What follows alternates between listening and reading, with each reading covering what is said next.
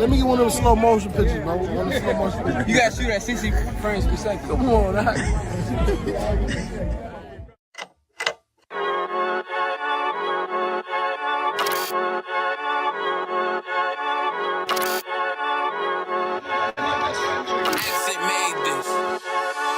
They say they wanna hear that raw shit.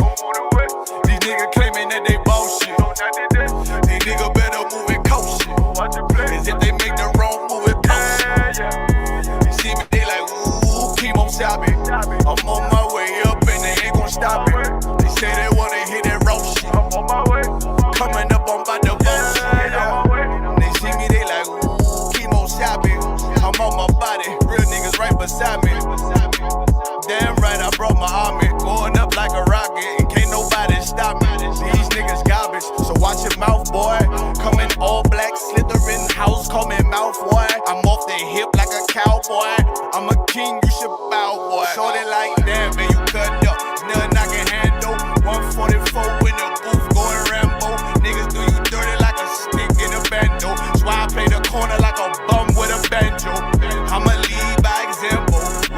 Sabe got this bitch off the hand, got this juice, got the drip, about to hit the bitch with the salt. It ain't rap, it's assault. Can't taste a bitch unless you with the coke. They say they wanna hear that raw shit. These niggas claiming that they bullshit. These niggas better move and coach shit. Cause if they make the wrong move, it coach shit. Hey! One way! One way! One way! One way! One way! Coming up on my I do it how a veteran be. You better than me. I'm Reggie at the edge of the key. It's all money, no honey. Think you settle and see. You locked up, fucked up, and it's back to the streets. It's one west. You can check the residency. I reside with soldiers died on the soles of their feet. Cause there's death before designer. Ain't no coward in me. Cause I'm cold as a bitch's shoulder. You ain't calling a week. Get the cooking on this beat. Hope you like it well done. Got them killers rolling with me and they all red rum. Got you fuckers scared some. Get the banging on this beat till my fucking head numb. Black Glock, red drum, black and yellow air ones. Homie, you ain't got a vest. I suggest you wear one. Told these niggas we was going up. They was doing a lot of talking. Now these niggas ain't saying shit. Feeling like a legend in this shit, lil nigga. I'm past veteran. Never feeling third, lil nigga. I'm past second. Guns, I gotta have them all like Ash Ketchum. Shotty break a nigga ribs up like his wife left him. We all stepping, kill you with kindness cause I'm dead nice. That 5'7" put you 6 feet, not talking height. That judge giving out 5, but you doing life. These hands are rude GPS, a mean right. That's mean right, we build different, you know the vibes. And we stamped it authentic, we notarized. I keep a 144 because I know a kind. Noah's Ark, you know I'm with animals when we flowing by. We back again, no cap, when I'm with Cap again. Yeah, they say they want smoke until we matching them. Everything righteous, so you know when we get back at them, you get hit up with a K, but no acronym. They say they wanna hear that raw shit. These niggas claiming that they bullshit. These niggas better move and coach shit. Cause if they make the wrong move, it coach shit. You see me, they like, ooh, keep stopping. I'm on my way up and they ain't gon' stop it. They say they wanna hear that raw shit. Coming up on by the bullshit.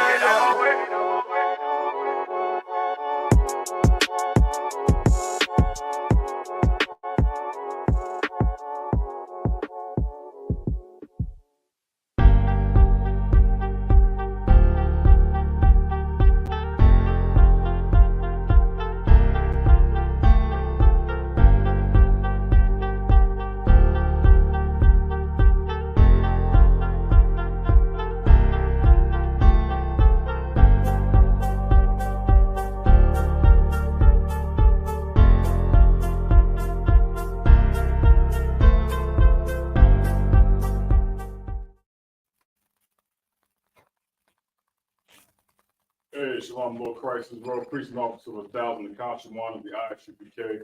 We start out 1 West 125th Street in Harlem, New York, under Commander Jimmy Hanna. Tonight is the Brotherhood class, and tonight's topic is fathers and sons. Are you leading or misleading? All right. As you can see, we got a pretty different setup for the Tuesday class. I'm not going to stay on this all day, but I want you guys to see something, all right? what we're gonna do is we're gonna start off with just a little project, okay? Let me crank this up just a little bit. That's perfect. We're gonna start off with a little project. To every man watching this brotherhood class, I think that sometimes, and I know, that you should start to reevaluate what it is that you do for not only your household, your job, but what you do overall as a man, okay? In certain areas of your life, you're focusing on one particular thing and the other things are breaking down, all right? The other things are definitely breaking down. You cannot have everything fall and crumble because a house or anything without guidance is going to fail. You have to have guidance, okay? And that goes throughout the course of life. So I'm gonna show you something. This is how we need to start just to try to reevaluate ourselves as Black men, Hispanic and Native Indigenous men, to make sure that we're doing everything, all right? First things first, there are, as everybody knows, there are 24 hours in a day. 8 of those hours, you're probably at work. The other 8, you sleep. And then there's a whole other 8 that's left. This is the 8. 8, 16, 24. Now we get it. You at work. No problem. You at work. The other 8, you sleep. What do you do during this 8? What is it that you do during this 8 hours? This is probably the most important 8 because it's going to determine what it is that you do that's either leading people or misleading people, okay? Let's take it down. Let's give just an example. We're going to do something that's very old. For those of you that are old, like myself, and have been through a school system, you had gotten a report card or a progress report. What we're going to do is call this one the lack of progress report. Okay? If you have to check yourself at the door, all right? There are 4 quarters to a year, all right? 4 of them. 1, 2, 3, 4, okay? 1, 2, 3, 4. 4 quarters to a year. You're a father. Okay, y'all can see that? I hope you can see it. Move up a little bit. Oh, yeah. That's even better. You're a father. You're a husband. And you are someone's co-worker. Okay? You should start checking yourself at the door because 2 of these jobs require you 24 hours and 7 days a week. 2 of these things here require your attention 24/7. 2 of them. However, we spend more time with this one and devoting all of our attention to this one, and we lack in the other 2. So, for example, if we were to ask your kids or your lady, what would she grade you in the first quarter on all of these? You go to work. You handle your responsibilities at work. You bring home the check. You feed your kids. You get an A. Husband. A lot of people don't know what this job even entails for real.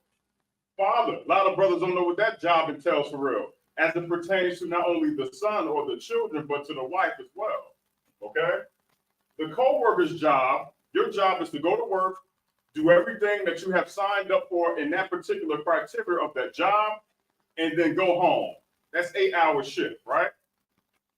Husband, provide, protect, guide, give leadership.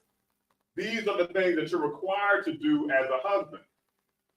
Father, guide, protect, give leadership, give discipline. To the wife too. If you're a husband, you're supposed to do that to your lady too. Correction. Are you doing those things in these two departments? Are you? Because if you're not, you are failing. And if you are failing here, everything else is going to crumble. That is important. The family, your wife. But this, you can always keep a job. Actually, this is the least of the things that are important because you can always get this. You understand? You can always, this ain't nothing, you can always get that. But all of your time is here. All right? And that's the problem. Because how do you teach and lead your son or your family if you are failing in these two areas of your life? How do you do that? Instead, here's what you should do. Don't take this that serious. Don't take work that serious, okay? Yeah, you gotta go. Yeah, you gotta make money. We dig that, right? You can do that. This should be average. That should be average, okay? These two things should be above average. You should be absolutely excelling in these things. Absolutely. But you lack a lot of discipline. You lack instruction. You lack guidance because maybe one, you haven't seen what it looks like.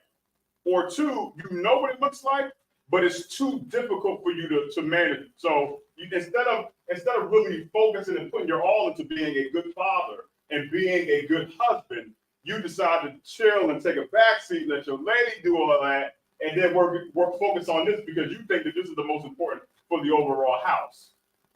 That's probably what happens. So instead, you're failing, okay?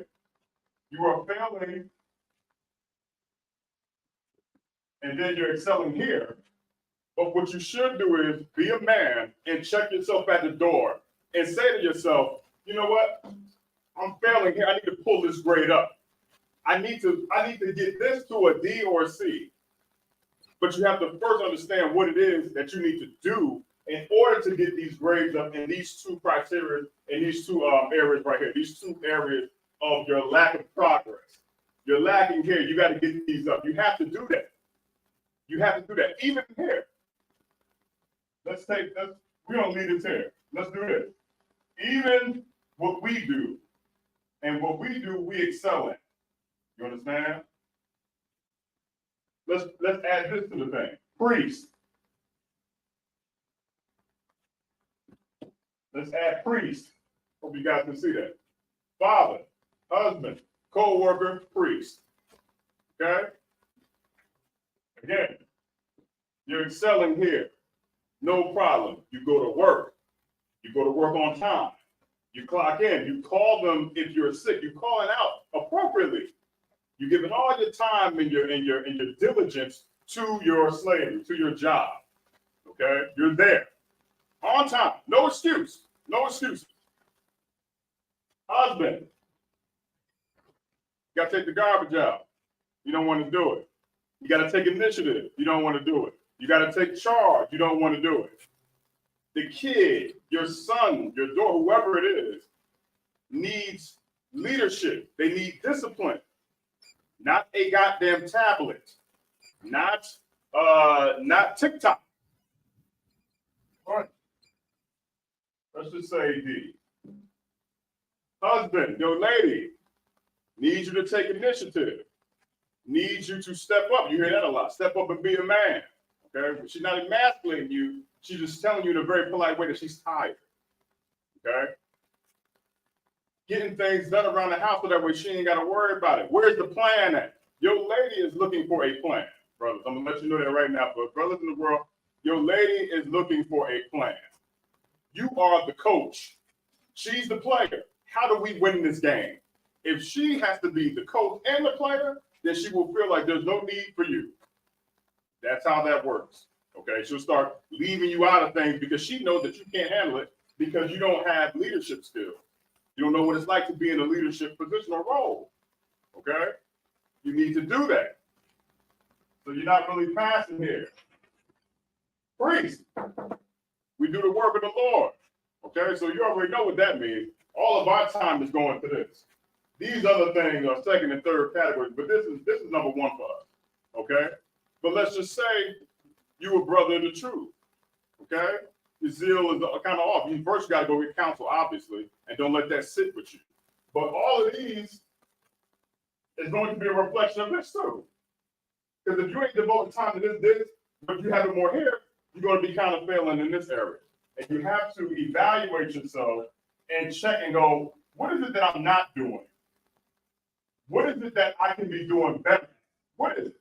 What can I do differently that's going to have me excelling in all of these things? The first thing is you have to take correction. You have to take correction. These two jobs here, your children are going to say something to you, and your rib is going to say something to you to kind of get you back on track. And I know, brothers, and I know some sisters, you think it's emasculating him to tell him to stop drinking. No, you're actually saving his life. You think it's emasculating to tell him, hey, why don't you do some work? What are you doing? It's not emasculating at all. It's actually giving him a firm checking on what it is that he needs to be doing. You understand? That's your job. You got to save him. You got to pull him from out of the ground. You got to pull him from out of the dirt. That's what you have to do. Okay? These things here, especially co-worker, nobody has to give a damn about you, but you give more of your time to this. This is more important. This right here,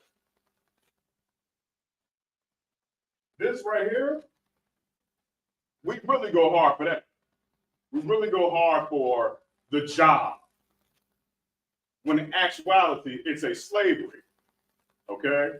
You got to stop letting the slavery use you. You're supposed to use it. But you become a slave to it, which is why you're afraid to call out a word. Your boss has you in the vice grip, and you're absolutely terrified to miss one day of work to put 100% into any of these things. Let me take this off. We know how to go up here. We already know. Ain't no excuse for it. No excuses at all. All right. So you put all your time into this, and these two things go neglected, and then now you have a house that's crumbling and falling down, and it needs you. You are the coach. You are the man of the house.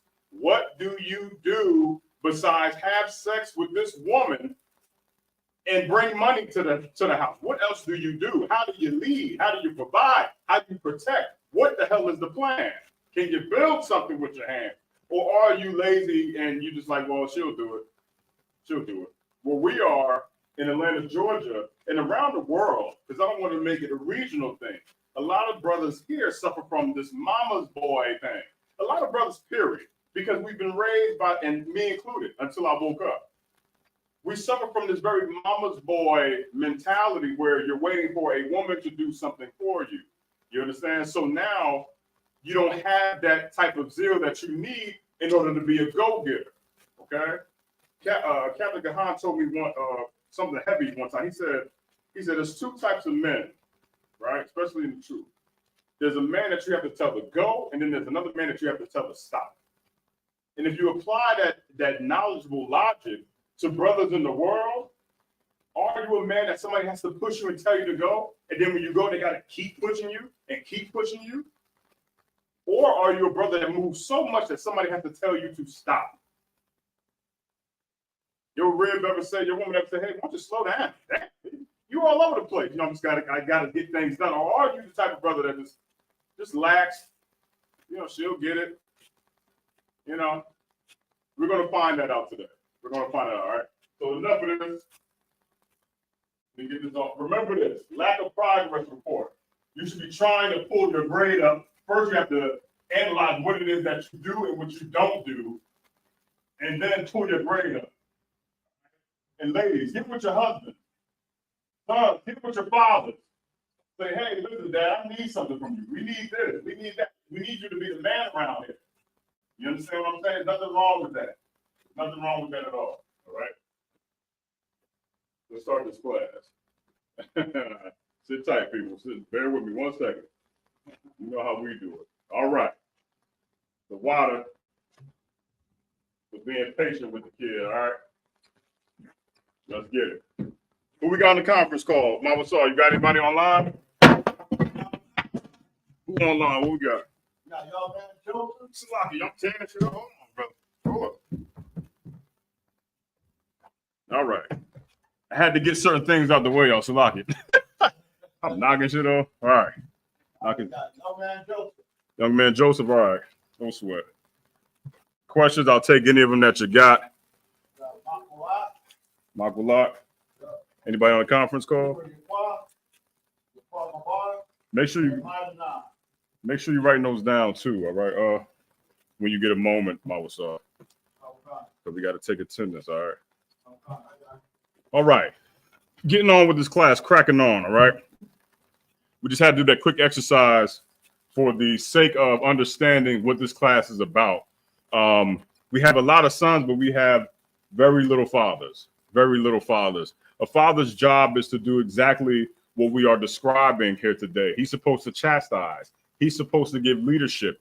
He's supposed to also give direction. He's supposed to have a plan on how it is that we win, how we win the game. This is what the essentials are of being a man, much less a good man, okay? Because your kids need that. Your woman needs that. Hell, this whole damn nation needs that. A lot of times people don't understand what this work is that we actually do here. We do this work so that way when Christ returns, there's an already established foundation for him to just see it. It's running smooth. We good. Okay? Think about a military. You have a captain of a military come down, okay, or a general to this degree, right? Think about a military, okay? The highest ranking man comes down and checks in on the army. And in the army, you see rows, different rows of men. Just each row got brothers in it, right? There is an officer over this particular row of men. He is an officer of 50. He's over 50 people, the families and all that, right? 50 men, 50 families, right? Then you got 500. You have 1,000, and then so on and so forth as the ranks go. Yeah.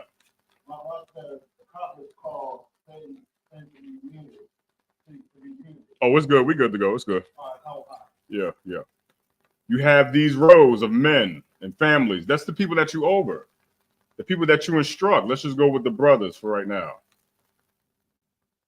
Your general or this high-ranking official, I'm trying to keep it in the mentality of the military and not let it bleed over into what it is that we do.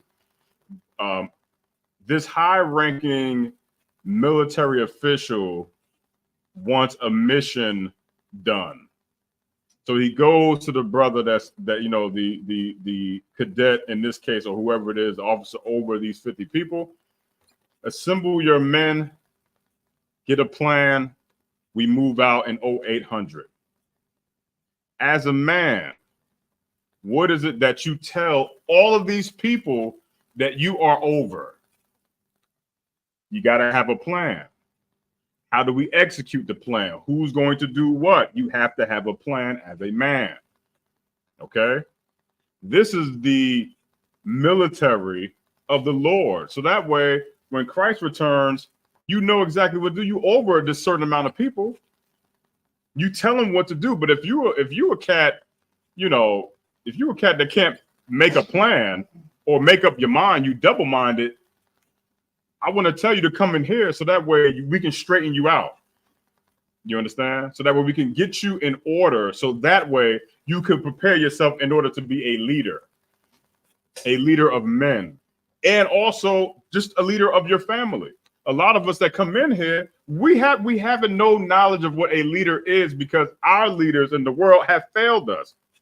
Okay. And they had left us down this path, or led us down this path of absolute destruction to where now we don't know what the hell we're going to do. A lot of times men are so damn confused. We think leading is not saying nothing at all. You understand what I'm saying? So what the hell are you doing? What type of structure do you have, brother? What is it that you do? And that's what we have to get into, all right? Any troopers online? Nah, right? Well, Halak ain't on? All right, ain't no sweat. We good, we got it. Let's get one scripture real fast. I want to get this one out the way because this one is important, okay? I'm going to get Proverbs 21 and 25, all right? We are streaming on TikTok. Wait, log it. We streaming on Twitter, Facebook, YouTube, and Instagram. I have it right here. Hit us up at ISUPK ATL to see us. If you are on Instagram, check in, say what's up, ask your questions. We'll get to them. We're gonna have some time tonight. We're gonna have a little bit of interaction, hopefully with some fathers that can call up here or tune in, and they got questions concerning what the topic is, which is fathers and sons. Are you leading or are you misleading? Okay, so this is the book of Proverbs. This is chapter 21 and verses 25. Okay, get there with me.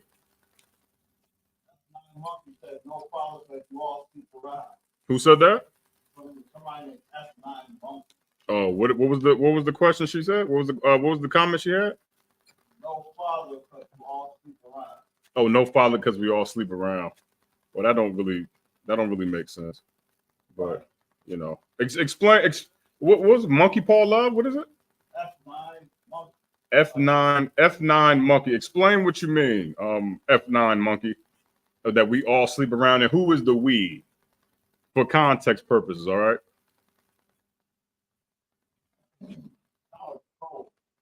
Oh, I mean, you know, well, maybe a concerned citizen that needs a little help, and we're gonna help 9 monkey or F. I don't know what is it again, Mama? F9 monkey. We're gonna help out F9 monkey. I'm assuming it's a sister, but we're just gonna say person because I don't know how they want to be identified. All right. So let's go to Proverbs. Let's go 21 and 25. Okay. Here we go. Proverbs 21 and 25. The desire of the slothful killeth him, for his hands refuse to labor.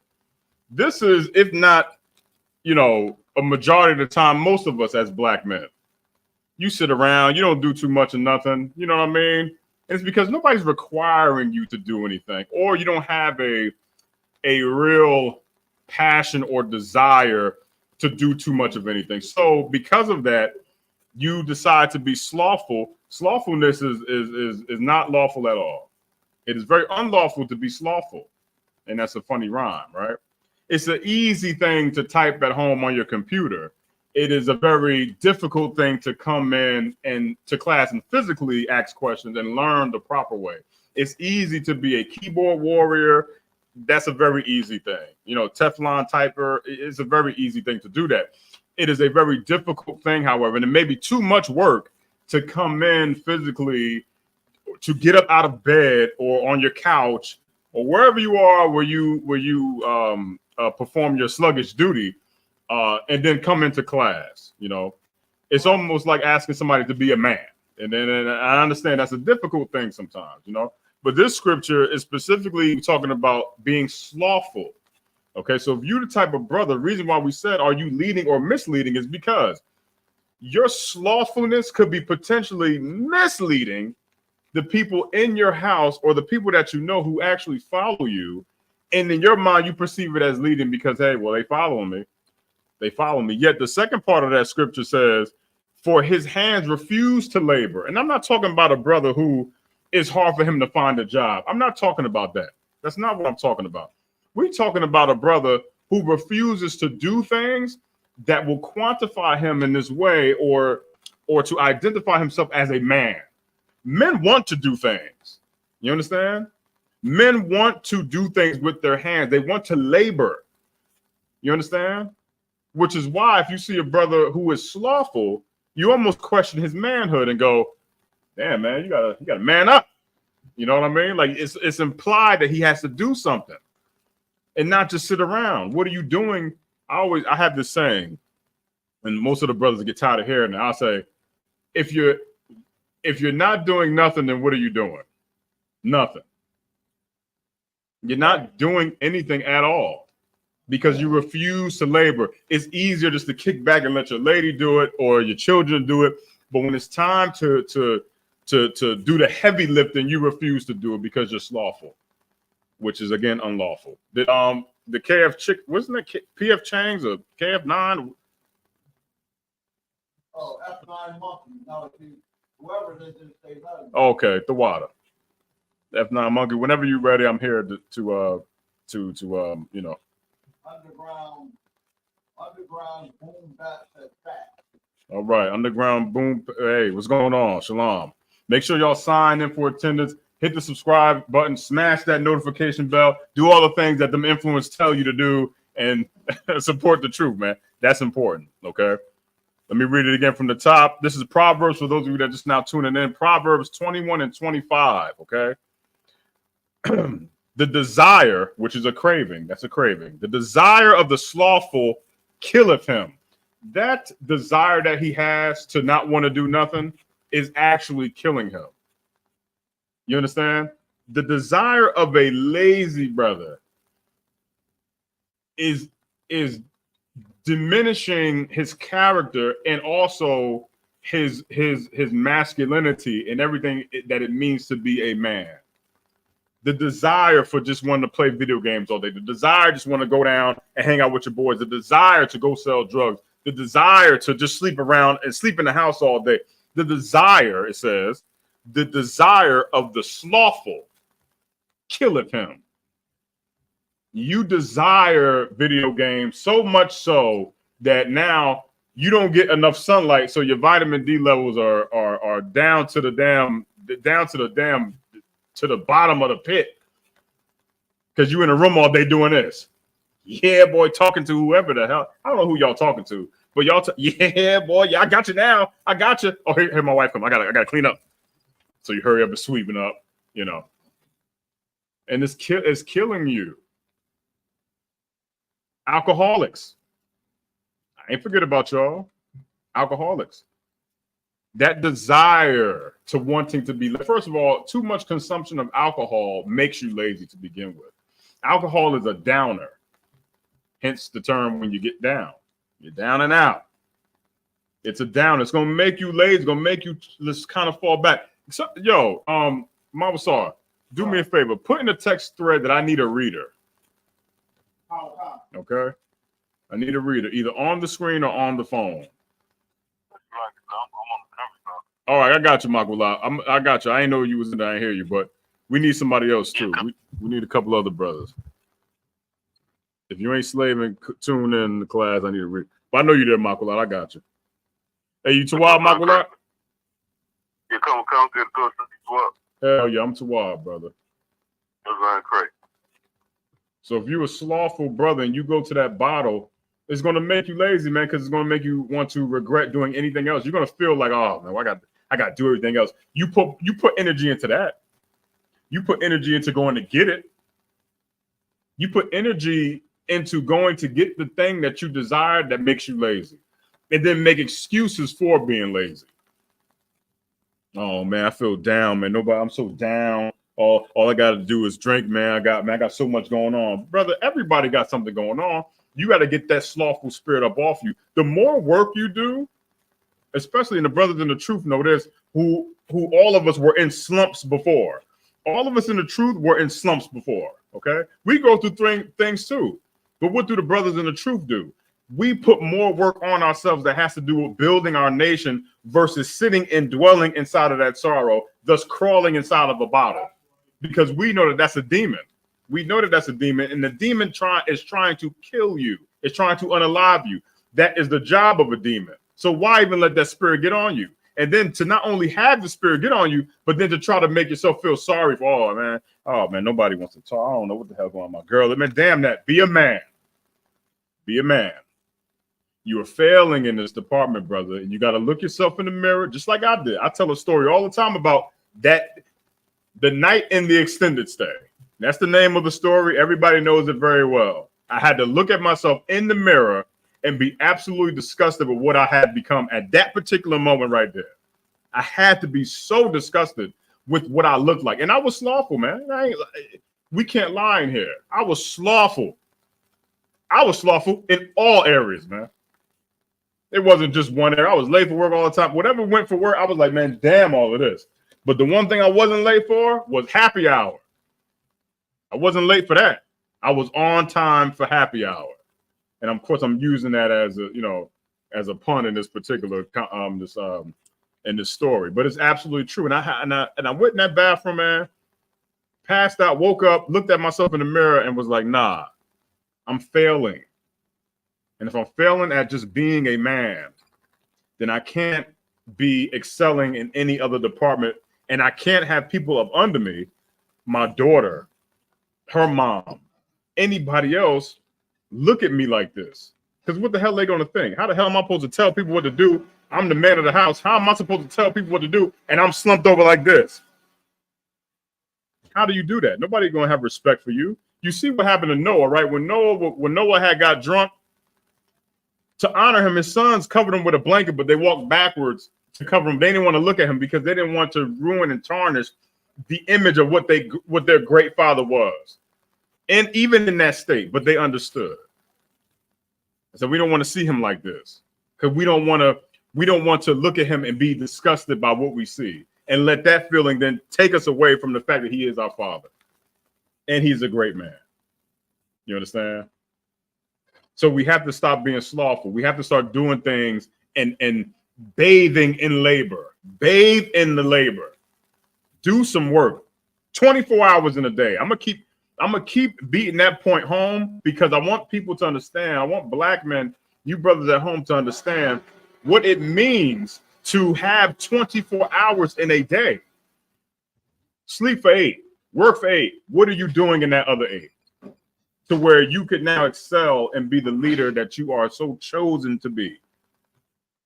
But you may be the type of brother that wants to be slothful for the rest of the 8. I'm good now. I don't need that. What's going on? Shalom. All right, so let's drop that. We offer that. We got priest and officer. Mawasa in the building. Nafash Raab just came in. We got Makula on the check-in. We got one person. Oh, Shalom Christ, Officer Yahweh Ram. 500 of those things. He's on IG tuning in. The water. Let me give some attendance here. Let me get some shout outs real fast. All right. Let's see who on the line here. Questions, anything like that? Rob, you Swab? Let me tell y'all something about Officer Raab. Officer Raab is an officer of 50. When I tell you that this brother here, most of the brothers that we have in the truth, this brother is exceptional. Okay, he's a father. He's a worker, co-worker of someone's, and he is also a husband. As a father, I watch him work with his children, bring his children into class. They follow him. Okay, they follow his lead. Daughters to Wab, man, and his family has followed him into the truth. That deserves a round of applause just because we love and appreciate when fathers or people bring their families into the truth. You understand? That's an exceptional job. And he is on go all the time. He's one of these brothers you got to tell to stop. Like, hey, brother, stop. Because he's so on go. And he excels with his actual job is slavery. His brother getting calls, and anytime we need him, he's here on the behalf of his job. I'll do this, I'll fix that, I'll fix this, I'll fix that, blah, blah, blah. Okay? And you need that. You need that. And I'm sure he excels as a husband because he's good in these two other areas. He's getting an A in these areas, so I already know that the house is Tawab just based off of what I see. You understand? And you need that. Oh, yeah, just a little bit. Yeah, the water. You need that. That brother is on his thing. So now he's in the truth. Brothers who come in after him see that and they want to strive towards that. Why? Because for us, we strive to be like Yahweh. We strive to be like Christ, man. You got to be, that brother is strong. Christ was a strong cat, man. And I admire shit like yo, that to go through what this man went through, you got to be strong. And to not have a woman at all, Jesus Christ, no pun intended. He went through it. You know what I'm saying? And then the scriptures say, "Be ye perfect." You gotta start trying to be that. You gotta aim yourself and engage yourself towards that, so that way you could be as strong, if not better, than what you once were. Okay, but it starts with you. Give me Hebrews 12:6. All right. Oh yeah, the water. Appreciate it. And if I could, let me get a water too, Rob. All right. What does it mean to be a father? What does it mean? We'll break everything down. We'll go through the criteria. All right. So that way there's nothing that is left out. Hebrews 12:6. We have to understand that the Lord is a perfect father. Right. The Most High is a perfect father. And he's the head of Christ. Christ is the head of us. We have to establish ourselves just like that. So if you're a man out there and you don't give your son, I'm saying sons specifically for this reason, you don't give them guidance and correction, what are you doing with them? Right. Giving them a damn tablet? Here you go, son. Here you go. Get up out of here. Yeah, go. You know, giving them a tablet. What can you say to yourself as a dad that you're preparing this boy for life after you? And if you answer that question, follow up the question and say, or will he need me a lot after this? Is he okay by himself? Will he survive on his own? Because TikTok is raising your kids. Right. TikTok is raising your kids. Whatever the hell else they watching. I seen one video. They got these videos where people eating gummy bears. I don't know what the hell this is, but people eating gummy bears. These are your influences are raising your children. Mama, sorry, you gonna say something? Wow. You know, that's heavy. You know, it's an excellent class because you look at it, and ISUPK, we ain't worried about that.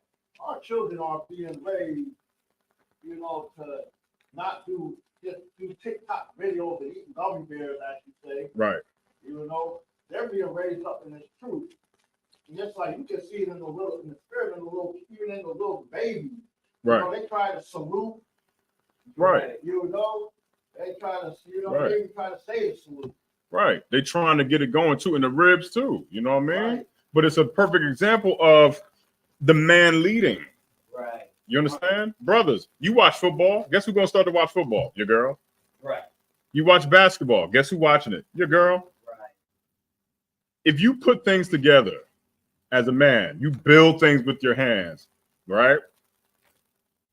It's your job to instill what you know into your boy child, the son. Instill the things that you've learned into your son. The reason why your house is failing is because you're not instilling nothing into this child, man.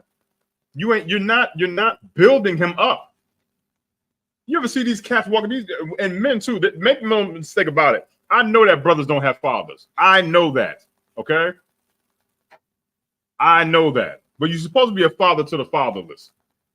You got to have a father figure somewhere. And black men need to start doing that. You see these brothers out here, they all beat up, they hunched over. Hey, how you doing? Help them with their spirit, man. Pick them up out of the ground, because guess what? America won't. America's not going to do that at all. But it first has to start with something. Give me Hebrews 12.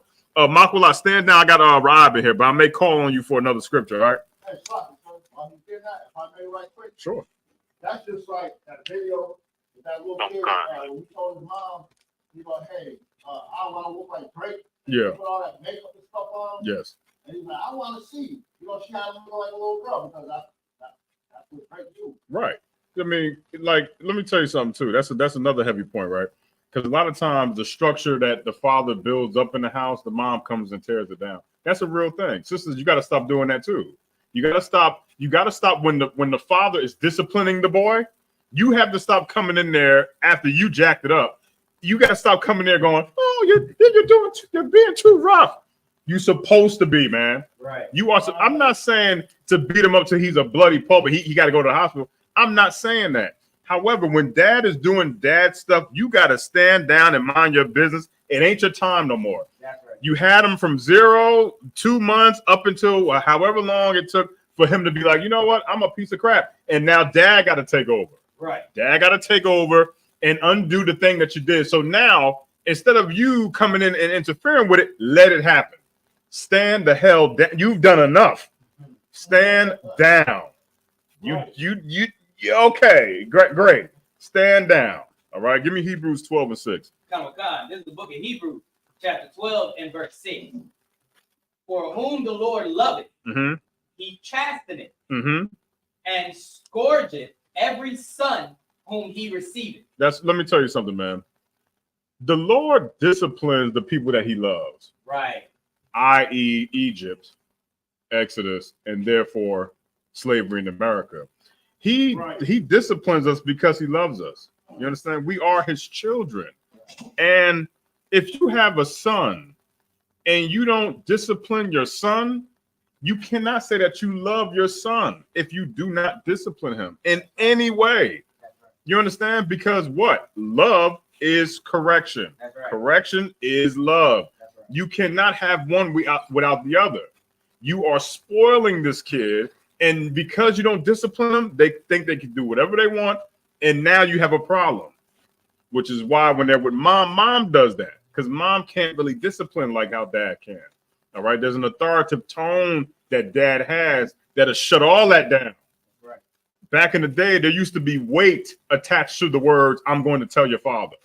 There was weight to that. There was weight to, wait till your father gets home. There was weight on that. Nobody ever worries about, hey, I'm going to tell your mother. Nobody cares. Right. Nobody cares. Rob, go ahead.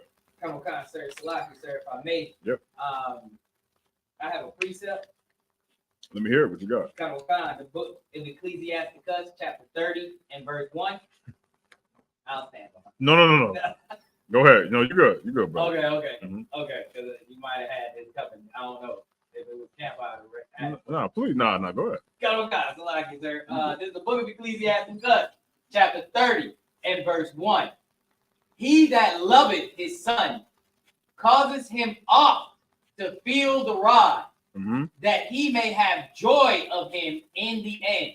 You are preparing your sons for the war that we call life. Right. That's what your job is as a father. Dads out there, black fathers. But I can see, and it pains me to see that you are not doing that because you are afraid of that war that is called life. So because you are afraid of that war that is called life, you're going to be raising a punk that is also afraid of that thing that is called war that is called life. That's what you're raising because you are afraid of it. You are running from problems. Why? Who instilled fear into you? You understand?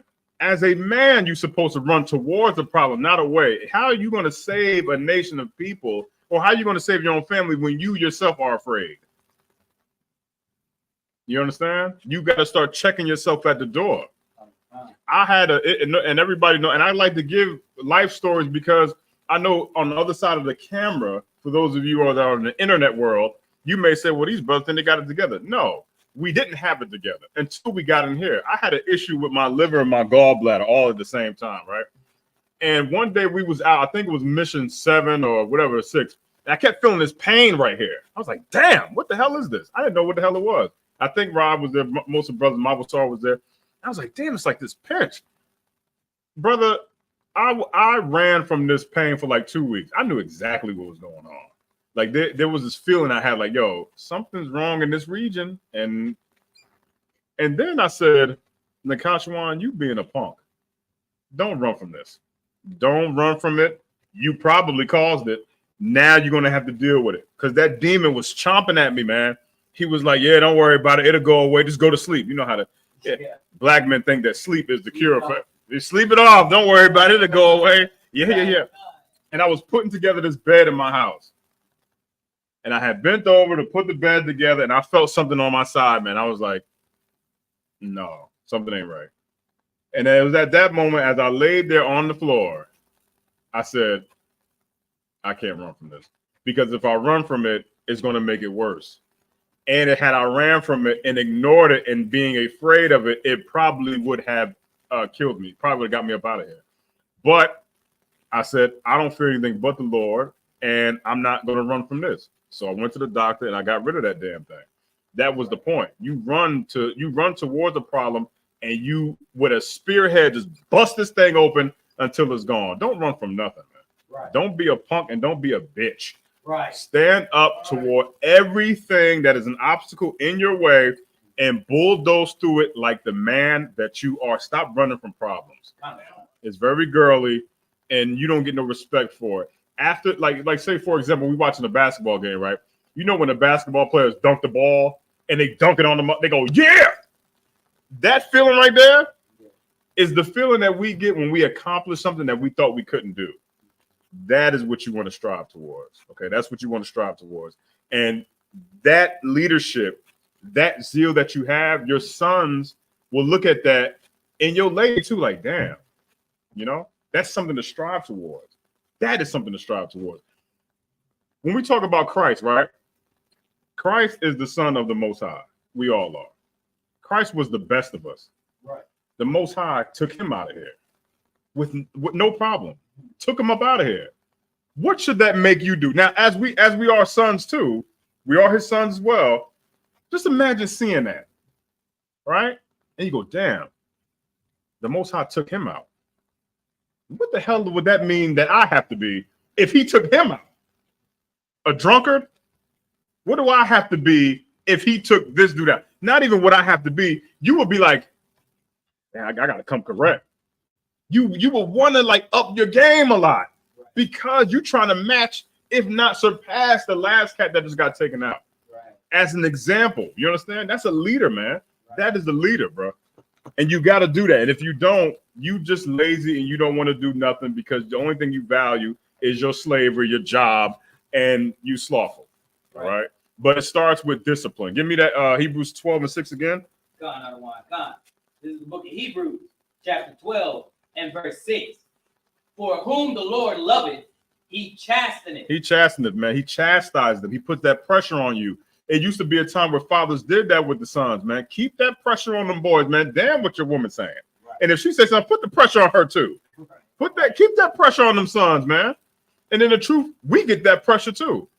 You got officers above you that give you that pressure. I got officers and captains above me that give me that pressure. What makes you think you're going to run from it? Right. You ain't running from it. I can't run from it. You're going to get chastised, man. It's a part of growth. It's a part of life. All right, keep going. Yeah. And scourgeth every son whom he receiveth. That's right. Keep going. Verse 7. Verse 7. If ye endure chastening, God dealeth with you as with sons. Let me tell you something. If you could survive it, if you could survive the chastening and you can survive that suffering, the Lord looks at you like, look at Job, for God's sakes. You understand? Job was going through it. Job was going through absolute hell. What makes you different? You go through the same thing. The Lord is doing it for a reason. The Lord is not doing it just to have a fields day with you. The Lord is seeing what type of man you say that you claim that you are. Damn right. You in here talking about someone a warrior and all this other garbage, right? And then the Lord said, okay, well, here's a woman with big boobs. And, oh, Lord, and she got a man. I'm so weak. Man, that's what it took. It took a woman with boobs to break you. A married woman with boobs to break. You know what I mean? Like you fell to that. Like, come on, man. You fell to pickled pig feet. That's good. You fell. Give me something else. You fell to a white woman. Like, come on, man. You same thing. Pickled pig feet, white woman. They the same. Yeah. You fell for that. But yeah. You fell for Christmas gifts. Oh, ooh, so sad. Yeah, PlayStation. Right. You fell for that. Come on, man. You rather fall for, man, brother. Damn that. Right. It's going to come with a lot of pressure and a lot of chastising, but you have to be a man and endure that too, and be a warrior, not a warrior. Go ahead, Mama. Bottom line, what everybody has to realize that what you're saying is love of brotherhood. That's brotherhood. Right. Yeah, it is brotherhood. Brotherhood. That the brotherhood ain't just because brothers. Right. You establish that with your kid, man. The boy child. Right. You passing off your legacy to this dude, man. And what the hell you listen? There's an expression: the apple doesn't fall far from the tree. Let's say you a punk. Guess what's gonna happen? Your kid gonna be a punk. You happy with that? You happy that your son is getting picked on and he don't stand up for himself, or he runs from problems? Because you that type of dude that runs from problems. You don't answer to nothing. You a rebel without a call. Man, come on, man. Be a man, brother. Be a man. And the only way you're gonna get that is through what Mawasar said, Officer Mawasar said, which is through brotherhood, which is why we do the Tuesday night class to begin with. Damn right. You understand? That's why we do it. We do it to sharpen you, so that way you don't have no excuse as to why you can't or can't do something. Like, oh, well, I can't do it. I don't got the tools, man. You know how many times we hear that throughout the day? Right. Some brother making up a goddamn excuse because he ain't got, oh, I don't know how to do this. I don't know how to do this. I don't know. Brother, try it, brother. No brother wakes up perfectly as a carpenter. There's skill in labor. The skill it comes from the labor. If you're a carpenter, you just didn't wake up like that. You have every day, you have to do work in this arena to be skilled at it. Right. Do some damn work, man. Right. That's all you got to do. But you don't want to do that. You want to be lazy. There's skill in labor. And you want to be perfect at something, you have to take a couple swings at the ball before you decide that you already struck out. That's not the way it works. Give me you pulled Ecclesiasticus. What was that? Ecclesiasticus 30:1. Let's state it. Let's go Ecclesiasticus 3:9. One more last thing. I'll leave it at this. No, please, man. However many times you want to interrupt, brother, you good. Okay. Yeah. If you got to give your son a computer or a tablet, at least put on ISPPK. There you go. Introduce him to ISPPK class. Yeah, introduce him to real brotherhood, man, and you know, and leadership, man, and leadership. Jesus Christ, I get it, man. Unless you want to follow somebody in the world, I mean, I don't want to do that. You see what our leaders have done for us, right? You understand? So that we still on the father part. We still on the father part because most of us we're fathers, and you know, I know that most of us are not allowed to see our children. Okay. I'm not ignorant to that fact. I'm not ignorant to that fact. However, be a father to somebody else. Be a father to another young brother out here in these streets. That's what Coach Carter and these movies are about. That father figure that young boys can look up to and go, damn, I want to be like this dude, man. I want to be just like this dude. You know, they're looking up to cats like LeBron and Little Uzi, but they're looking up to the worst brothers known to man. No brothers with no discipline, no substance, no nothing. Because they glorify them because of money. They should be looking up to us. But you got to be the brother. Want to come in here, share yourself with the world, be a man for once, stop running from problems, and be a leader to the brothers underneath you, i.e. these children. Go ahead, Mama. Right. And you know what? It's going to hurt that you got up because we got to stop looking at these celebrities as they're not good fathers. No, they're not. The best example is look at two good examples is Magic Johnson, Dwayne Wade. The why you already know. Yeah, Dwayne Wade out here. You know, you're famous and having money. That don't, you know, being an athlete does not make you a good father. No. Your son's still gonna come out the way he should not supposed to come out. Right. As a matter of fact, one of my people, his father, he was a running back for the Dolphins, named Charles Lee. Yeah. When his son grew up in the assistant. Oh, did he now? I believe that. Underground Boom Pap said, remember that T.I. and King fight that happened back in November at the Falcons game? I mean, only because it was publicized. You know what I'm saying? That's the only thing. The only difference is that it was out there in the open, but it was what it was. It was what it was. It was a fight between the father and the son, which is nothing that is not, you know, it's not foreign. That's a very common thing, and also in the Bible. You understand what I'm saying? You got Ecclesiastes 3:9. Okay, read it when you got it. This is the book of Ecclesiasticus.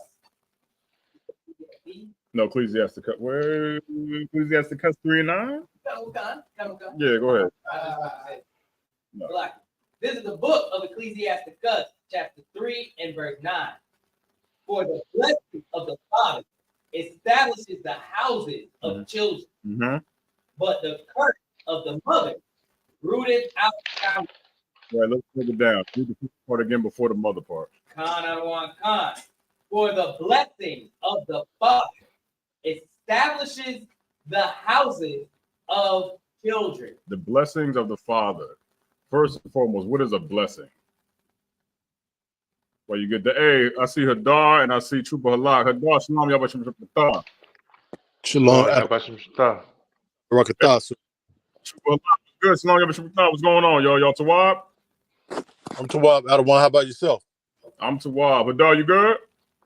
Most High Christ, sir. We in the building. You already know it. Hey, Hadar, I used your Lashawan Kodash board earlier. Yeah, I saw that, sir. That was a good look. Appreciate it. I'm out here in these streets. You already know how I get. Hey, Hadar, I'm trying to be like you, Hadar. So, like I said, I'm trying to be like you. Friday, and Tuesday, too. Yeah, man. Hadar be wiping that shit like, yeah, laka. I'm like, brother. Yeah, he was. Hadar be like, la, la, la.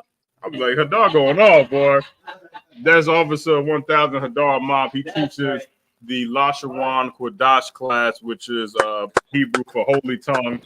And he also holds down the Sabbath service class that is on Tuesday, Saturday from 10 to 12, right, Hadar? Concert. Yeah, so if you are in the Decatur area and you want to come through and check out a real service, come here on Saturday, 3353 Glenwood Road between 10 and 12. Try to get here at 10, all right? Hadar doesn't really like people that come in here tardy, so I get it. Right. Most High Christ, sir. But show up nonetheless, you understand? All right, so the first part of that, back to it. What is a blessing? Go ahead, Rod. Like, sir, something that is good, or something that is done that is good for someone. Well, what we got to do, is look it up. Okay. Look up the word blessing.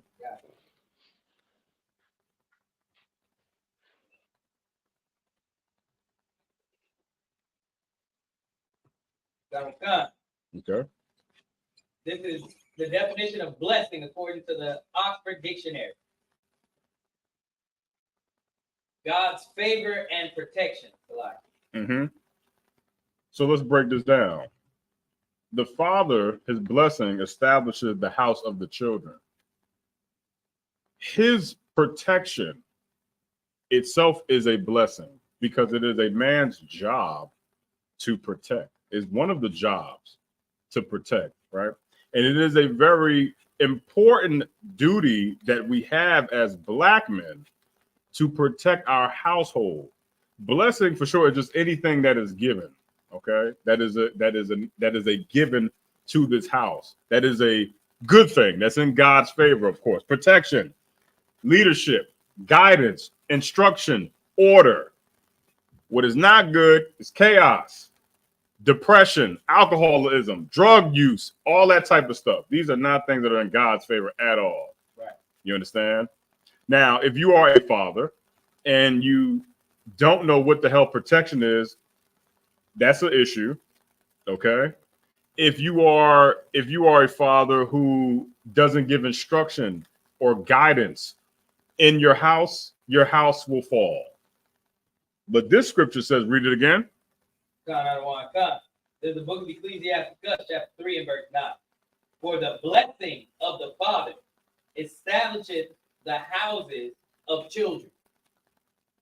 That blessing, and we use the context of the Most High, it establishes the house. Establishing meaning it gets it in order.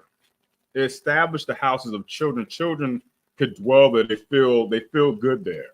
You understand? But next part.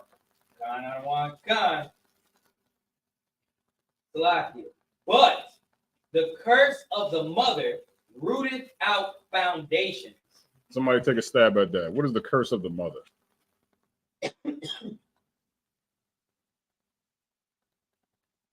Yeah, so don't be afraid. Just take a stab at it. Go ahead, Rod. Just in context, if the blessing of the father is the well-being, the things good that the father does, establishes the household, then the curse of the mother will be the things that the mother does contrary to establishing the household. And little examples, I guess, would be like child support, putting them out the house, keeping them away from the kid, stuff like that, perhaps. Like, so yeah, like you on it, like the curse of Eve is what? And when you think about the story of Adam and Eve, right? Right. Adam laid down a foundation. Right. In order. Eve did what? She went against that. She went against it. Right. Now, because of that, you have sisters who suffer the curse of Eve, which is to go directly against what you said, the order that this brother is laying down. It's in her nature to do it. Right. Go ahead. Like you said earlier, like, you know, don't interfere when father's disciplining the child. Right. Don't interfere with that. Let it be. But it's in you to do it. Right. It's in you to rebel against him. It's in you to rebel against him, but not to rebel against the bastard that put us all in this condition to begin with. You understand?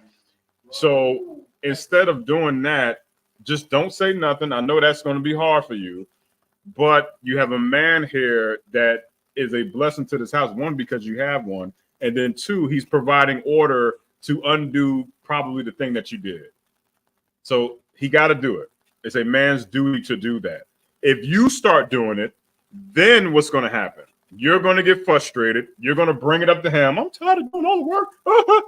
I told you to sit down. Stop. You're good. You're off the clock. I got this.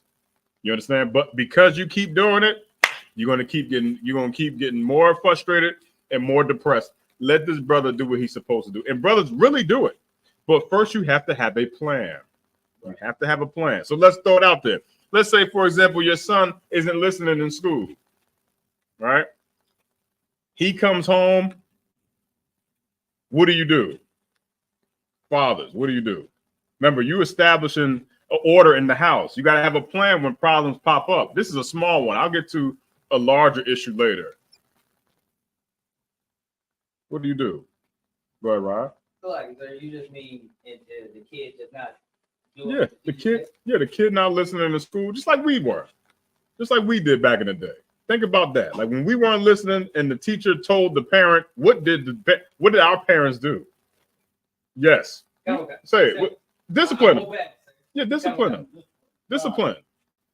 But instead, what do? We take them to goddamn Applebee's, and oh no, it's okay. They're going through a phase. No, they're not. No, they're not. They're not going through a phase. Right. They're going through the problems that kids do face when there's no discipline or order around the house. You understand? If your kid is doing this, he's going to buck wild, it's because he don't take you serious. He know you're not going to do nothing. So he's going to keep doing it. And guess what? That also is a lack of leadership, because you don't have you're not mentally here to understand that this is going on with the kid. But you have to be present. You got to be present for all of this. Go ahead, Rob. Like, real quick, I got a precept. Sure. What you got? The book of Proverbs, chapter 22 and verse 15. Foolishness is bound in the heart of a child. Yep. But the rod of correction shall drive it far from him. That's a perfect precept. Read it again, just so y'all heard. Give them the chapter and the verse you at. Khan Adawan Khan is the book of Proverbs, chapter 22 and verse 15. Foolishness is bound in the heart of a child, but the rod of correction shall drive it far from him. Listen, man, that's the one thing that we have failed at as fathers. You know, we have failed because we too much of a damn punk. Society has softened us up. Now we all a bunch of moist brothers walking around here talking about, oh, I'm not going to hit my kid. That's wrong. That's we'll just talk.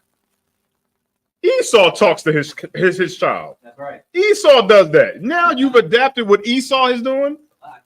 Go ahead. And breed school shooters. And they breed shooters. That little conversation that you're having, hey, how you doing? Hey, sit down, let's talk. Let's talk. Express your feelings to me. They're a kid, man. Foolishness is bound in this dude, man. Right. And you want to sit there.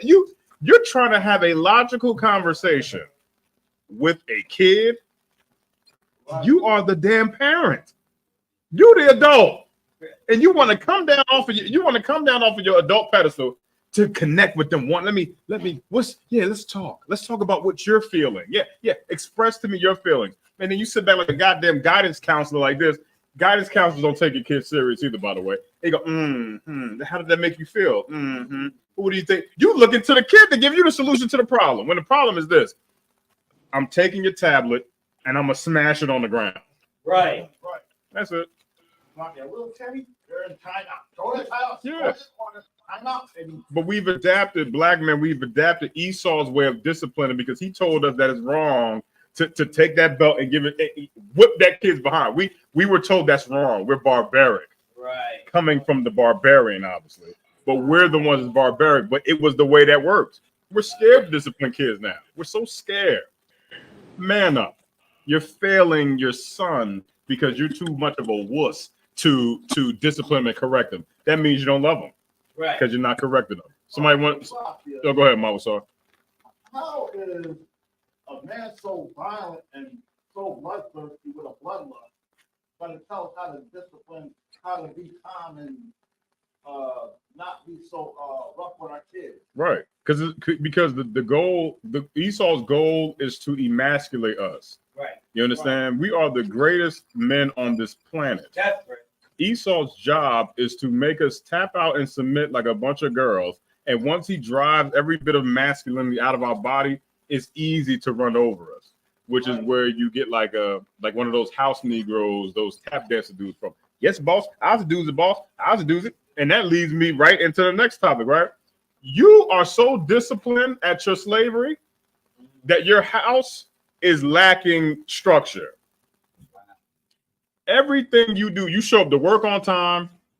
When you're sick, you call out properly. You give your time to Esau. You do overtime. Whatever he say, you do it. Your wife says, "Hey, well, can we talk about something?" Oh, what the heck? Oh, no. Now you tired now. Guess what, brother? That same energy you gave Esau, give that to your house. Give that same energy to your house. Our slaveries are not that important.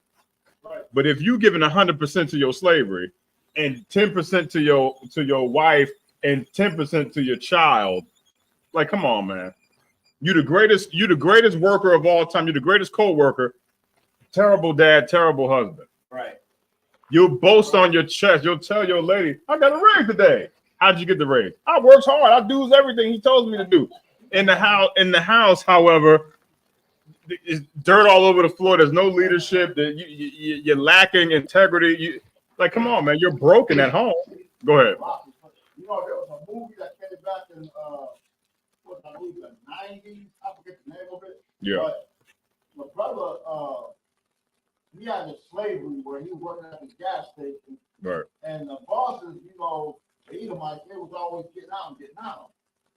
But he wouldn't say nothing, do nothing. And, they was talking about him real bad. Just like to call you a big fat, pig-like and all that. But when he would go home, he would beat up his wife. He would take it out on her. Right. Instead of the Edomite. Right. Take all that frustration out on your lady. All right. Right. I forget the name of the movie, but because his son had robbed these drug dealers. Mm-hmm. And was it Clark? I don't think it was Clark. Maybe. We'll figure it out. We'll figure it out. Give me And give so, me if I could. Go ahead, Dar. And so, if I could, that's a real heavy point that you're bringing out. You understand when it comes to working so much compared to the family. I remember Jerome Hyman spoke about when COVID-19 hit. You understand, and it was essentially a gift from the Most High, forcing families to be together more often. I remember before the COVID hit, I used to work 6 days a week. 6 days a week. Sometimes I would do a 2-week span. You understand, of always working nonstop. You understand.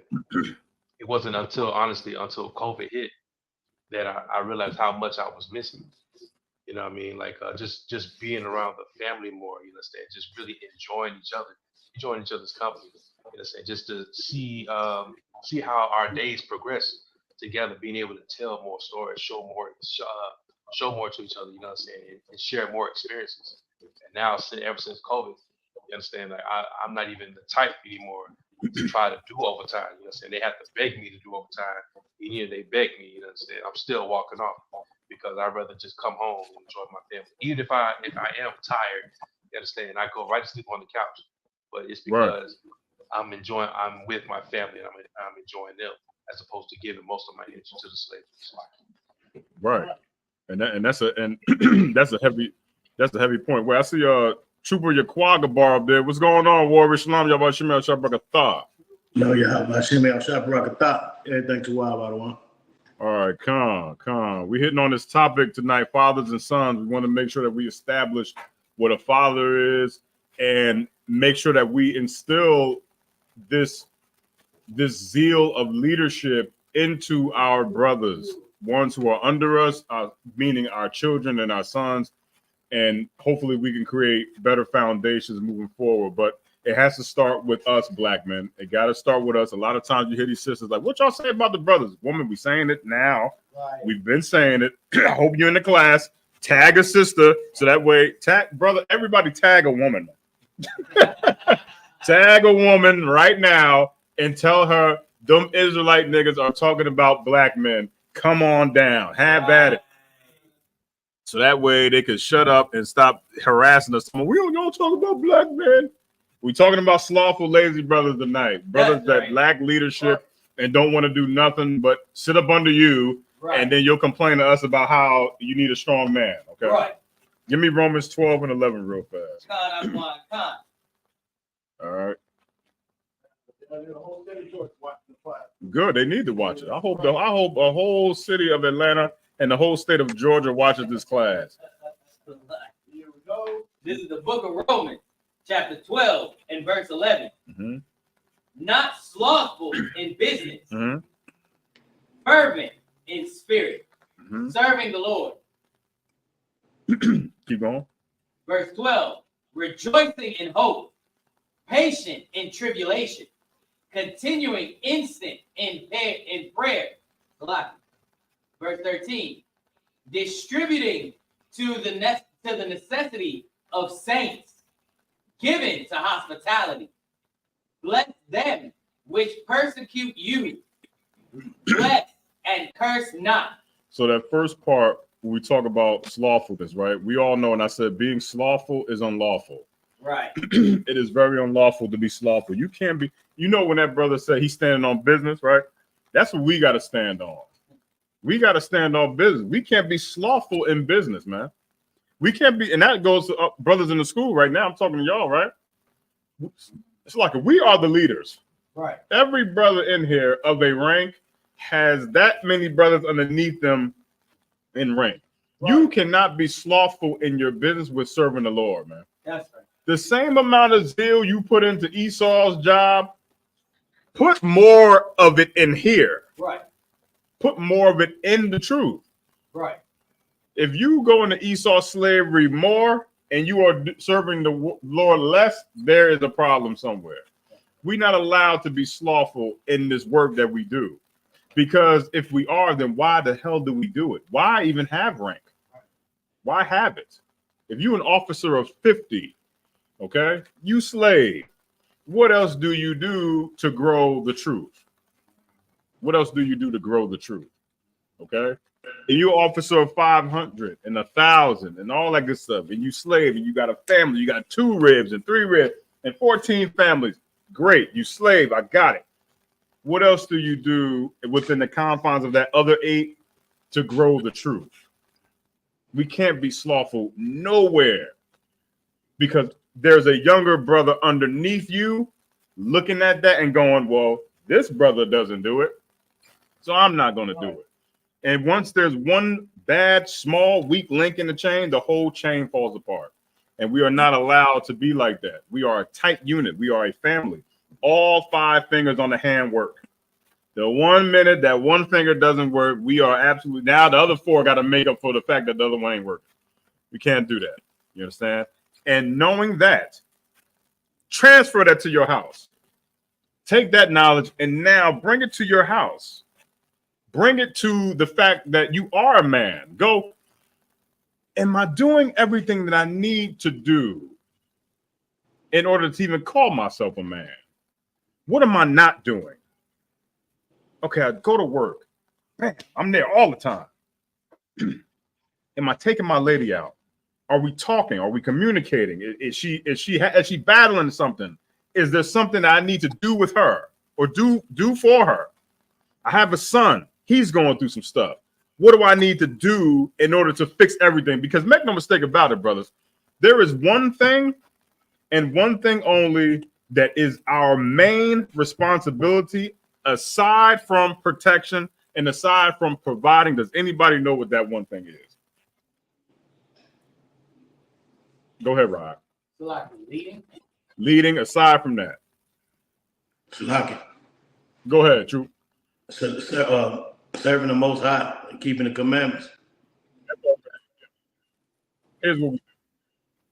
Fix problems. It's very simple. You know why? Because your lady, your boss, and your child are all going to come to you to fix a problem. All of it. They're going to do it every time. You got to be the one to do it, brother. And you cannot do it if you're a punk and you run from things. You can't do it. You got to be able to fix problems. And not only fix your problems, you got to fix other people's problems, which is what we do as priests. That's what we do. We are hired and get oil poured on our heads. We take an oath to come in and do this work to fix our people's problems, because who the hell else is going to do it? And you can't do it if you always at Esau's job, because you serving him, but you ain't doing the work of the Lord. You understand? You got to put 10 toes down into this because of the responsibility that we have as priests under commanding General Hana in the ISUPK. That's a heavy burden. Now let's take that off of us to the brothers in the world who are not in the school yet. You will be. I know you. I can feel it. You're coming in here at some point. You'll get in this class at some point. You just got to stop running. Okay? Let's talk about you. You a father. You're a husband. You're a co-worker, right? You 10 toes down at your job. Yet you scared of your girl. You scared to discipline your son. You scared to correct your girl. Ain't no way in hell you're gonna come in here and serve the Lord. You know how many battles we get into brothers that with brothers that go, oh man, I can do that, man. All y'all do is yell at people. Oh, nigga, if you think that's all we do, you think that that's all we do is yell at people? Half of us in this room, if I point this damn camera around right now, every brother in here looks the same way I do. Tired. We all look tired. Bags under our eyes. You look at the trooper, man. The trooper, you quiet. Look at him. He like, oh man, I'm tired. But guess what? He in class, and we ain't slothful in this business, man. We are not slothful in it, man. Right. We handle our business for our people because that is the oath that we took. That's what a man does. Right. That's what a man does. And you in the world, you don't do that because you run from problems, man. You are slothful in your business. You're slothful, and you can't be. Okay, give me Proverbs 13 and 4 real fast. All right. Makwala, you solid? I'm kind, sir. All right, I got you, brother. That's Priest and Officer 50 Makwala, second in command of the social media department. Brother takes amazing pictures and brings forth amazing footage, helping me out and helping this truth out in the social media department. You understand? That is work. If you don't believe me, hit up Makwala at Makwala UPK on Facebook and ask that brother how stringent this work, because people think, oh, social media is like, oh, you just post stuff. No, it ain't. No, it's not, brother. You have to bring your nation together through media and through being social. And Makwala is one good brother at it as well. All right, you got that for me? Oh, come on, sir. Go ahead. This is the book of Proverbs, chapter 13 and verse 5. 4. Oh, Salakia, verse 4. The soul of the sluggard does have nothing, but the soul of the diligent shall be made back. Let me tell you something, man. That soul of that sluggard, this is a brother that wants everything but doesn't want to work for nothing. He wants everything. He feels like he's owed everything, but doesn't want to work for a damn thing. He doesn't want to work for nothing, man. He is lazy. And you are not allowed to be like that because people are depending on you.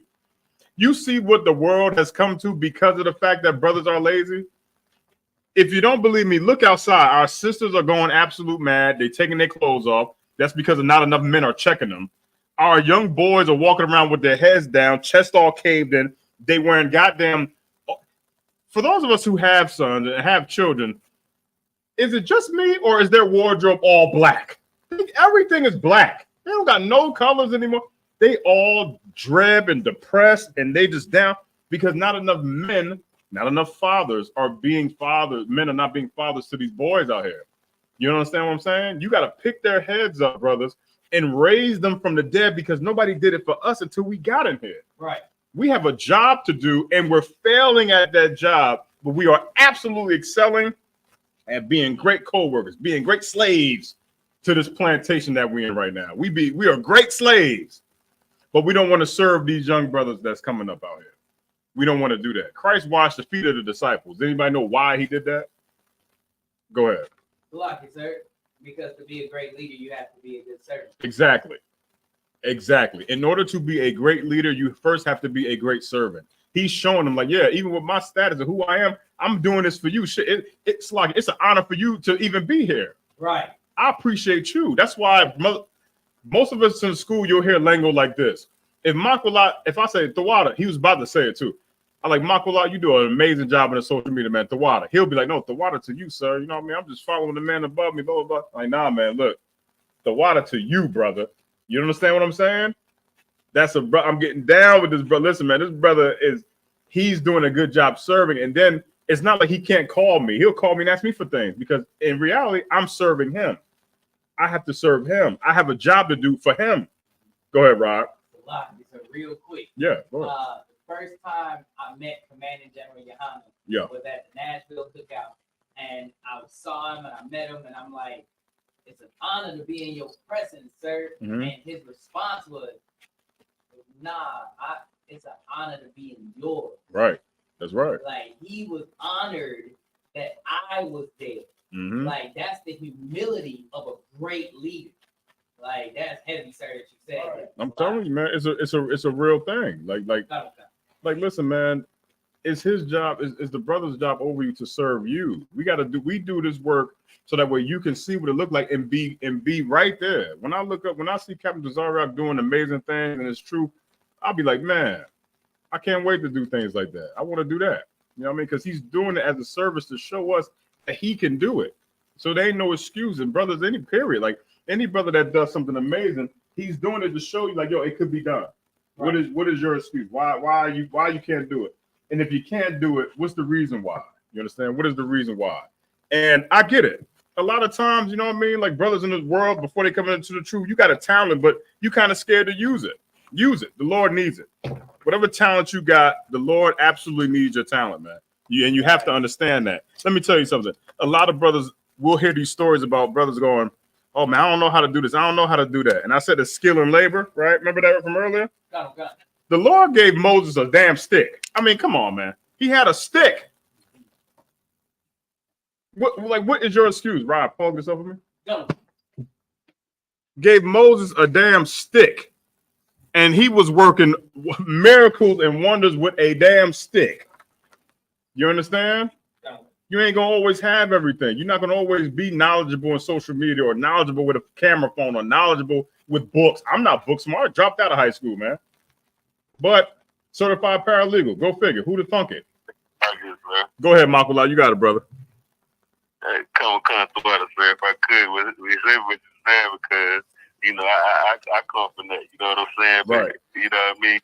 And that's not being a man. You know what I'm saying? Like that's part of, like you say, fixing problems. And also goes into what you were saying earlier when it comes to a slave. You know what I'm saying? Like right. you don't know about stuff on a slave, but you figure it out. You know what I mean? At the time that slave, you go to school to figure it out. That time that. You know what I mean? The social media and the YouTube make it easy so you can just get online and just figure it out. So, That's right. you know, that's something that I work hard at myself too. So, like, Damn right. You absolutely right. You understand what I'm saying? Now we go to these damn slavery. We think that's the end all be all, man. Damn that slavery, man. What do you do for your people? That's right. Period. That's right. What do you do for your what do you do for your people, black man? What the hell? What do you do besides work and go home? Like, what do you do? I don't understand Christians in the world. I'm trying my best, and maybe I need to take a class to better understand the passion that they have for ignorance. I don't understand what they do besides go to their slavery and then go home, because they don't do the work of the Lord at all. They don't do it at all. Yet they call themselves pastors. They call themselves priests. What the hell do you do? Because if you ask me, you're doing a terrible job at leading these black men outside, which is why I'm so thankful that the ISUPK exists, because what? We are now those new leaders that black men need to see. Superheroes in the flesh. You thought they was a myth. They're really real. You understand? They're real. Now that you see it, now you can idolize, but not like look up like, oh, and worship. You can look at a brother and admire him. Salaki, that's the word I want to use. Admire. And go, I want to be like this dude. He's righteous. He's doing this. He's fixing things. And he's doing it to just gather his people together. That is massive, man. That's massive. And I know everybody can't handle that. I know everybody can't handle that. You could be a civilian, but I would rather be a soldier. Go ahead. Right. Sir, if I may, go ahead. You got it. I feel like this class has changed my life right now. I ain't trying to blow smoke. It's the truth, man. You know what I mean? Right. I'm over here, like, I'm trying to think in terms of accountability, like you're saying. Like, right. What else do you do? I just stuck 24 in a calculator times 7 days a week. That's 160 hours. 160. You do 40 hours to work, and let's say you do 8 hours of sleep every day. Right. So you still got like 80 hours that's unaccounted for. What are you do? What am I doing? What are you doing, man? In those 80 hours, sir. Yeah, yeah, that's what I'm saying. What are you doing with the what like? What are you doing, sir? Are you leading, or are you misleading? Because you're doing one of the two. Right. You're doing one of the two, and you have to look at yourself and go, I'm misleading people. Pastor, you Christian, you're misleading people.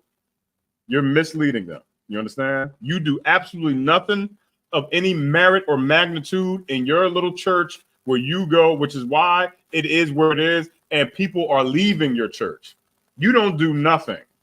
You hold up the Bible, you say you read it, you don't know it at all. There's troopers in here that may know more. Not may. There's troopers in here that know more than you. I'm not even going to say may. They know more than you. You understand? And you do nothing. Your church house is falling. Your actual house is falling. And you're crumbling as a leader, which is why the gates thereof languish. You understand? They have fallen. Right. You were the gate, but now you have fallen. You are the door. You were the doorway to what we perceive as freedom and understanding of everything, yet we don't know a damn thing, and we are broken because of you. Congratulations. Go ahead, Mama Saw. You know, it's Harry. I love this class. And like when I say, yeah, like this class gives me something to think about. You know, and it's like I realize, like right before Passover, I realized, so y'all get me, my life is not just about me. I can't be selfish. Right. Yeah, because from here on out, like everything I do is not just about me. No. You have a whole nation to look out for. Right. It's a sacrifice. It's a sacrifice that we have to make. You understand? We black men give our lives for our families and our people. You understand? We give our lives for that. You understand? That's what we do. And it's not like this thing that we were told to do, but it's instinct that we do it. But you got to check yourself at the door, black man. It's a simple question. Are you leading or are you misleading? It is a very simple question that even I had to ask myself at one point in my life. What the hell am I doing? What am I doing? Because if I'm not doing nothing, chances are I ain't doing nothing at all. But you can walk around here and say that you got this, I got money, I got this. Nigga, you ain't got a damn thing. Right. You ain't got nothing. You're misleading people, you're misleading women, and you're misleading your children. because they think you're Santa Claus on September on December 25th. Yet they come downstairs and catch you sleeping with mom, and now they all depressed and sad because they thought Santa Claus. It's a whole thing. I don't want to get into it because it's not, it's not appropriate. But you're misleading your people. Do a job. Do the job. Do the job that the Lord wants you to do. You understand? Be a man. Stop running from things. All right. Let me get 2 more scriptures. I'll take Proverbs 4:1. I'm gonna take Proverbs 4:1 real fast. All right. So Boom Pap, what's good, man? I see you out there. What's happening? The water, which means thank you in Hebrew for tuning into the class. Let me read your comment. He said, have you guys ever seen, is that the one? Yeah. Have you guys ever watched the movie Boys in the Hood where Furious, was it Furious disciplines his, okay, the brother. Furious disciplines his son and then become a man, to be a better man when he grew up unlike his friend. Yeah. Yeah. That was the thing that used to happen. The problem is that we allowed Esau to interject. Esau used our woman to get into the house to bind up the strong man, and now we can't discipline at all. Right. Esau sent your girl into the house because how else would he get in the house? She came in with that doctrine and ideology. You listened to it, thought it was too harsh when she told you to stop hitting the boy. Oh, stop! And you're hurting him. We need to go to family counseling. And then you're dumb behind, went to family counseling. Esau told you that you're the problem, and now you out on the curb in a hotel room crying because you can't see your son. Congratulations. Instead of you being a man and handling, be like, listen, woman, he needs this. He needs harsh discipline and he needs instructions. Sit down. Sit your behind the hell down. I got this. Okay. When he gets cut and it's time to put a band-aid on him, you got that. Right. For right now, he's messed up. He did something terrible in school. He thinks he's so fly. He's feeling himself. He think he's a goddamn ladies man. He's failing in school. I'm gonna deal with him. He's a tough guy. He's talking back. He's talking. Everybody got a son or knows a kid like this. You have that conversation with him. Oh, he think he a man now. His voice getting deeper. What's up? Nigga, put your chest. Put them shoulders in the closet and put the chest in the drawer. Don't pump your chest up at me. Who the hell you? And look down at me. Look down at the floor, man. They start getting to that age where you know what I mean. Hey, true. Hey, you're quiet. You know what I'm talking about. He got like 2 sons. They start. What's up? Nothing. Look at the ground. Don't talk to me like that. Putting your chest out to me. Because they start feeling themselves. They start getting tough and they want to challenge you. Bro, don't let him be a star athlete. Don't let them. Really, oh my don't let them be an athlete, brother. Don't let they want to challenge you and race you all the time. Let's race. No, man, shut up, man. Put together this bunk bed set. So and Salakia, sir. Who can look for a weight? Yeah. Nobody. Just shut the hell up. Go ahead. Hadar, I heard you say Salakia. Go ahead. Hey, Salakia, sir, if I could, my apologies. Just to backtrack real quick. You mentioned Boys in the Hood, and you talked about the father. Just real quick. I just think about that. That role in that movie, the father was so pivotal. You understand how you relate it back with class because of the discipline and the teachings that father instilled in the character. What was his name? Trey. He actually, because of his teachings, he actually stopped his son from becoming another statistic. He stopped his son from becoming a murderer, just like everybody else in society. You understand? Because of his teachings, he was able to slow down and really count the cost and think of the consequences and really visualize the path that he was about to go down and realize that there was pretty much no coming back. You understand? Especially when you compare the characters to Doughboy, who had no father, but was raised by a wildebeest or a dragon for a mother. And you saw how he turned out, sir. So Salakia.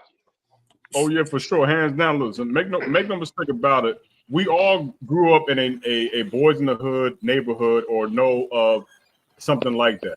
Well, what is more heavy to understand here is that black father understood and recognized when there was a problem. a lot of us black men see these boys out here, and this is something heavy, right? And this is something that was told to me before.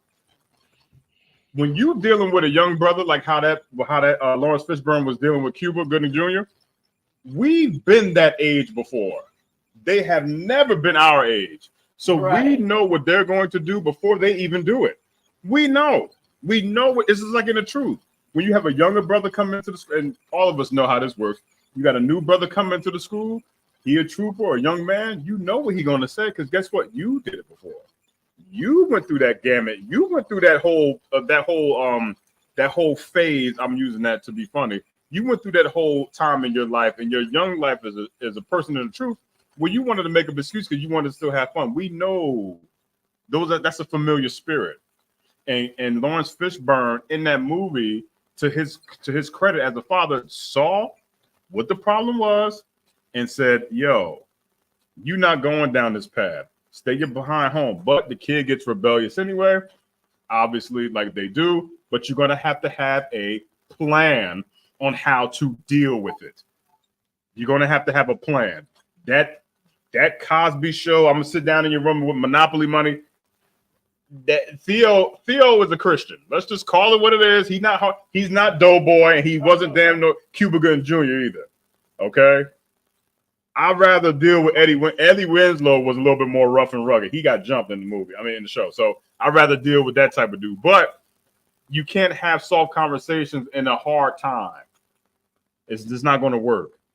This young boy is a blade. He's feeling himself. You got to talk to him harsh because the world is going to treat him harsh. You understand?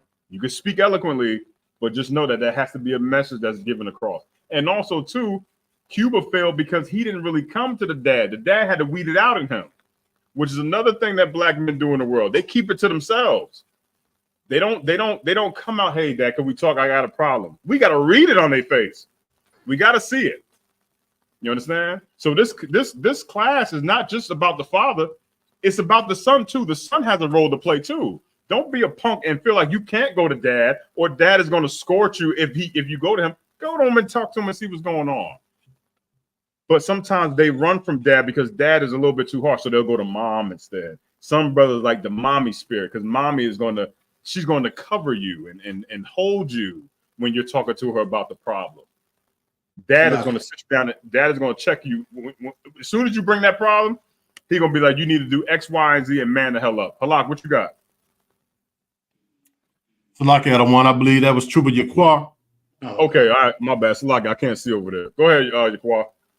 Come on. I was just gonna bring it back to the Boys in the Hood movie, where his mom was always worried about work, like you're talking about, and he was getting out of hand really at his mom's house, and his dad had to step up. Trey, his father had to step up and raise him and be a little tough on him. Yeah, absolutely. The man had to step in. The man had to step in. Go ahead, you got it. Salaki Adawan. I just want to add to that's heavy what Trooper Yaquar just brought out, because that was another example of the black woman putting her career before her children, before her family, and also the difference between Trey and those other children was he had a father in the house, or he probably would have had the same fate as Doughboy and Ricky. Word up. And that, let me tell you this is also heavy. The division between the father and son is biblical. It's biblical. You understand? Somebody get that for me. It's probably Luke, maybe? Yeah, I think Luke 12. Look for they will be divided father against son. You understand? That's biblical, man. That's biblical. Go ahead. And the mom, she wanted the son because it was like when he turned like 18 or 17 or whatever, right, that he was supposed to go back and live with her. And even the son, Trey was like, he didn't want to do that. Right. Let me tell you something. It's division within Israel. What we can't do is bring it in here, but we're supposed to let these people outside know that it exists. You understand? We gotta let them know that it exists. Somebody read, give me Luke. Was it 12:53? Got him, got him. Let the one of the troopers get it, Rob. All right. Oh, got him. Your quad, you got your score with you? Come. Let me get Luke. Luke 12:53. Come.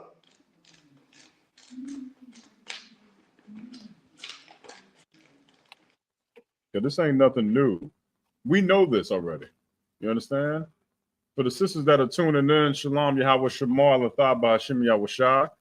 You understand? And we want y'all to know that tonight this class is about fathers and sons, teaching these brothers how to be fathers so that way they can have better sons. And then those sons grow up to be fathers and pass this information down. You understand? Pass it down. But you have to be attentive, you have to be aggressive, and you have to have integrity and stand on business. Stand on your business as a man. No more of the days where you like, oh, my woman, she gonna do it. But man, come on, brother. Come on. Deep down inside, we I talked to a sister today, right? And Mawasar was in here, and I was listening to the sister talk, and Mawasar was in here. This sister told me that this brother, he's not being very manly. Okay. There was a sofa set or like a bedroom set with the what's the damn thing? A dresser that came to the house and the bed set. And this brother sat and let her put it together. Right? Now this is a small thing, right? Brothers in the room, would you have let your lady, while you were there, put together a bedroom set? Oh no. It would put you off. Oh, Salaki. Oh no. Yeah, you wouldn't do that. You and deep down inside, you're like, Salaki, sir. Go ahead. Salaki, sir. Ain't no way in hell my woman's gonna show she's stronger than me. Well, that too, but not even that. No like, way in hell. No way in hell. Like, if I could, that's what it seems like. You know what I'm saying? It's on the surface, like she's stronger than me. She's more handy. She can do more things. He's just going to sit back and watch. Oh no. Yeah, but not even that. Look at it like this. Why is she doing it? Like, that is the question. Why is your girl putting together a bed set and you're there? Why? One of the reasons why is because, one, you're not stepping in to do it. And then two, it's kind of like she's not going to call on you because she know you're not going to do it. Go ahead, Ryan. My bad. Sir. I saw this post on Instagram, Facebook, one of them. This reel or whatever.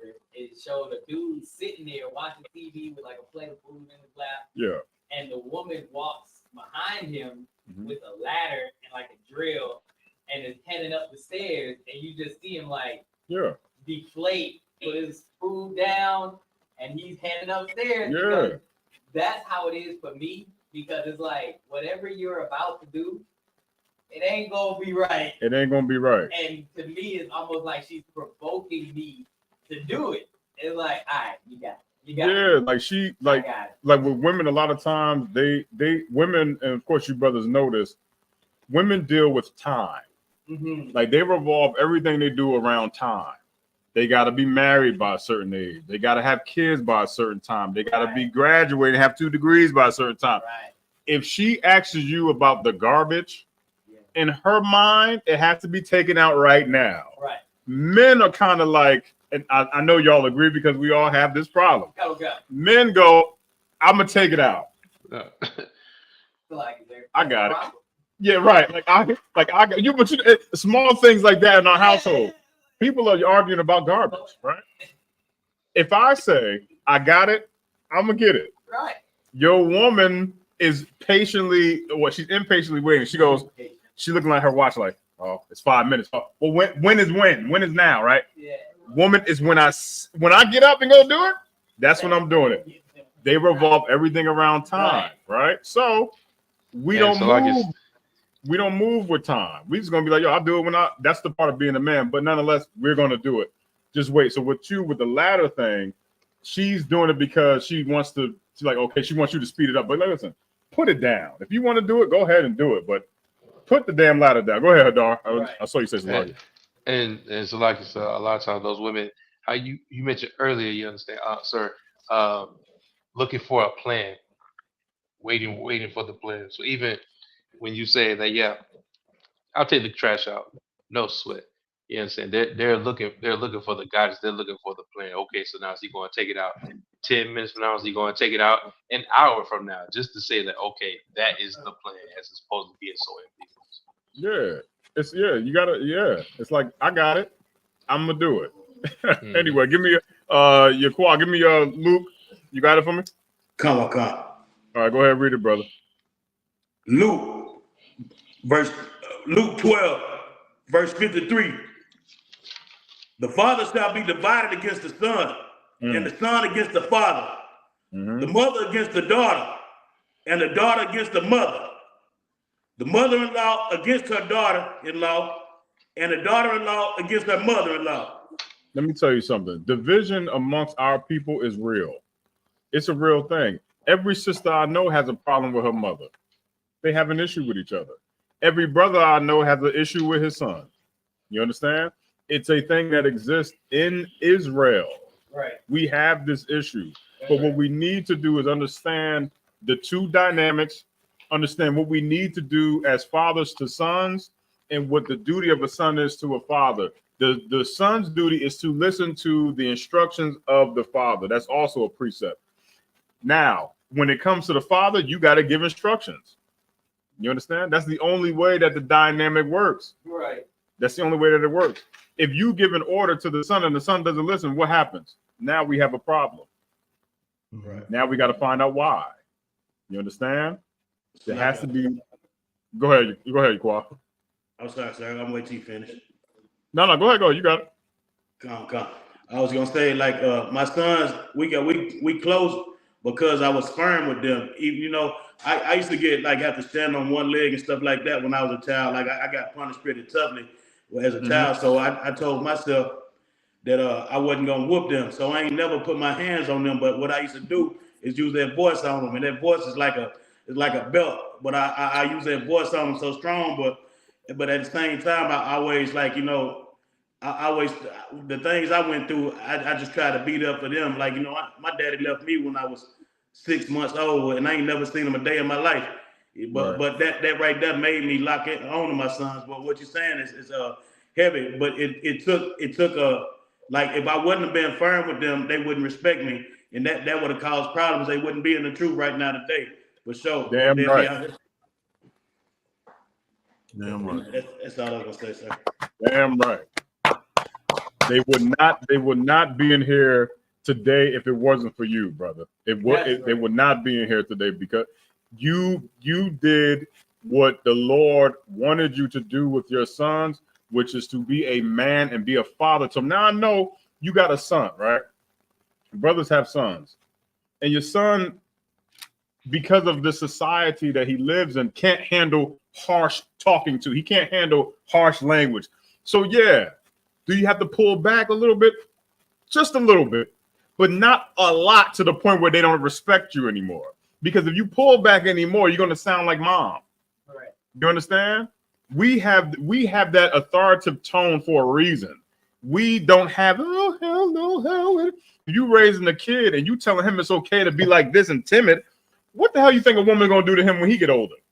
What do you think he's going to, what kind of a life do you think he's going to have if you don't instill in him masculinity and assertiveness? What do you think he's going to have? He's going to get run the hell over all the time. Right.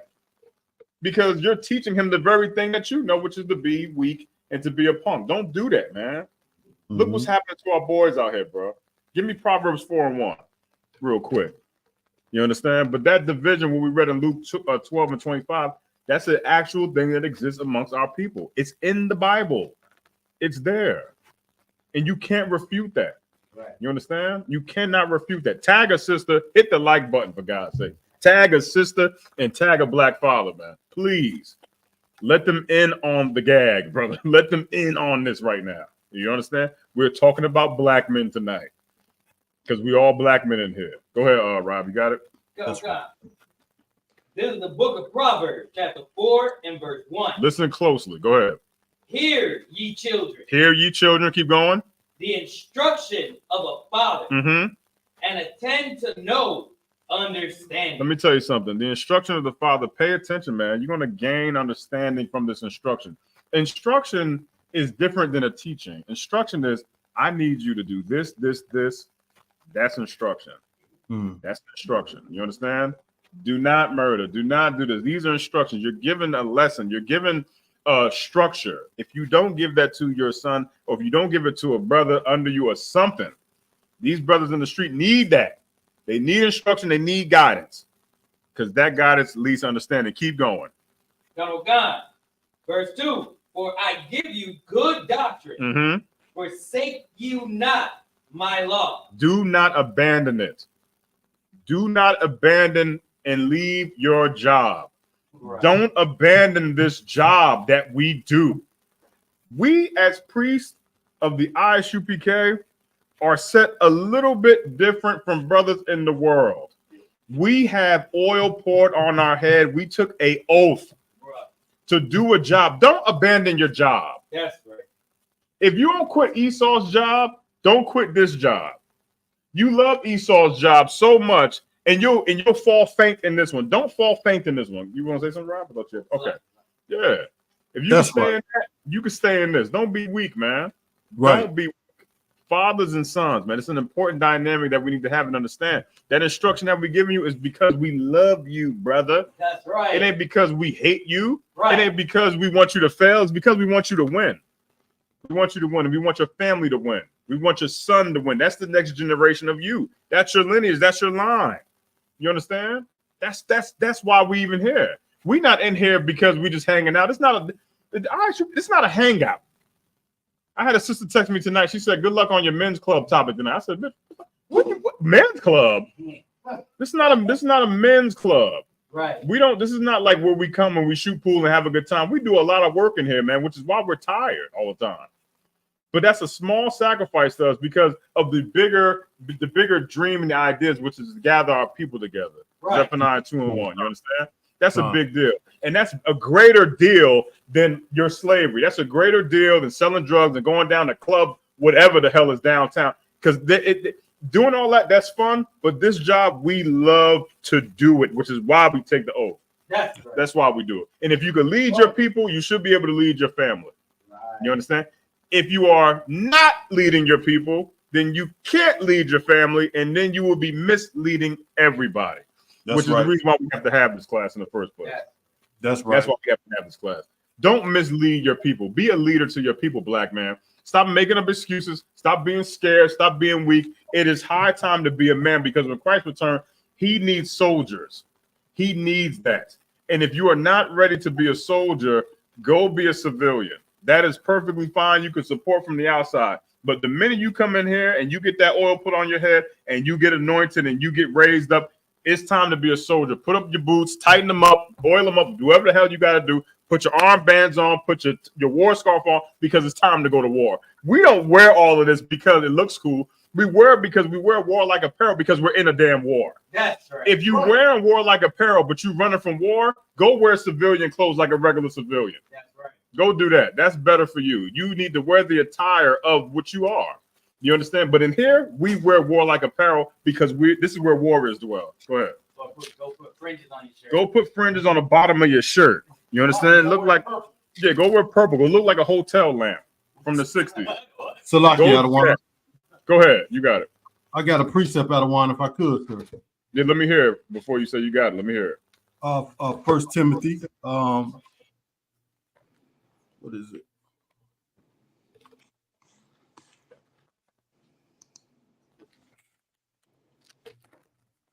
How can a man rule the people if he can't rule his own house? Yeah, please get me that. Please get me that one. The water. I think that's on my list of ones, but we kind of, I don't care about running over the time. I don't care about that. Hey, Sloppy, sir. Yeah. We still look good with the warlike apparel. Yeah, we out here in these streets, man. Some sister asked me, she said, for those of you that do know the conversation I had with the sister, she said, how do women take y'all? They take us all right. That's right. They take us all right. That's right. I was outside, for those of you that don't know. One time we was outside, right? I'll tell you. So this is about Trooper Halak right there. Okay? Halak, on the surface, when you look at Halak, right? Halak is a cold brother, right? You rarely see him laugh. You know, and that he is 10 toes down, and stone cold face, lightning face, right? This sister was outside. She was all like this. She's talking to him. Yeah, let me tell you. It hit. Women do this thing with y'all. Like, I don't know if y'all noticed. When a woman does this to your arm, she's trying to feel on your arm. Yeah. She's trying to get a little feel. She was doing that to Halak. Halak was like, yeah, you know, we're just bringing out people together. He completely no-sold that all because there's a bigger job there. You understand what I'm saying? But even to that sister's point to ask me the question, yeah, we look a certain type of way. We're holy. We're different. But however, we're doing the thing that women ask for, which is for men to be masculine. That's what we are. You understand? That's not us patting ourselves on the back, but it is a good thing to have on your side in the midst of all these moist men outside, because there's hope for you. Go ahead, Rob. Halak, sir, I think I got the precept that he was looking for. Oh, Halak, you said 1 Timothy, Halak? Come on, 1 Timothy in chapter 3, sir. Yeah. Okay, you go ahead and read it. You go ahead and read it, Halak. Come on, sir. 1 Timothy chapter 3 and verse 4. One that ruleth well his own house, Right. having his children in subjection with all gravity. Listen, man, perfect precept. Is more on that, Halak, or you good with that? Come on. There's one more. Go ahead. Verse 5. For if a man know not how to rule his own house, how shall he take care of the church of the Most High? Let me tell you something. That's a perfect precept. Give that brother a hand. That's the way you pull a precept. You understand? And that precept is so heavy because it completely lays out the class topic. You understand? It lays it out to the T what this class is about. You understand? And let me seal it home. Give me Romans 13 and 1.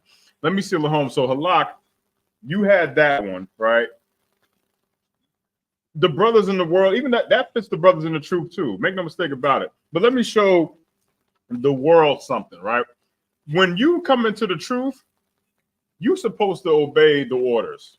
You understand what I'm saying? Right. We don't learn structure outside. We had to learn structure in here. We had to learn structure in here. So although we talking to you, the same rules apply to us. Right. It makes no difference. It applies to us too. Right.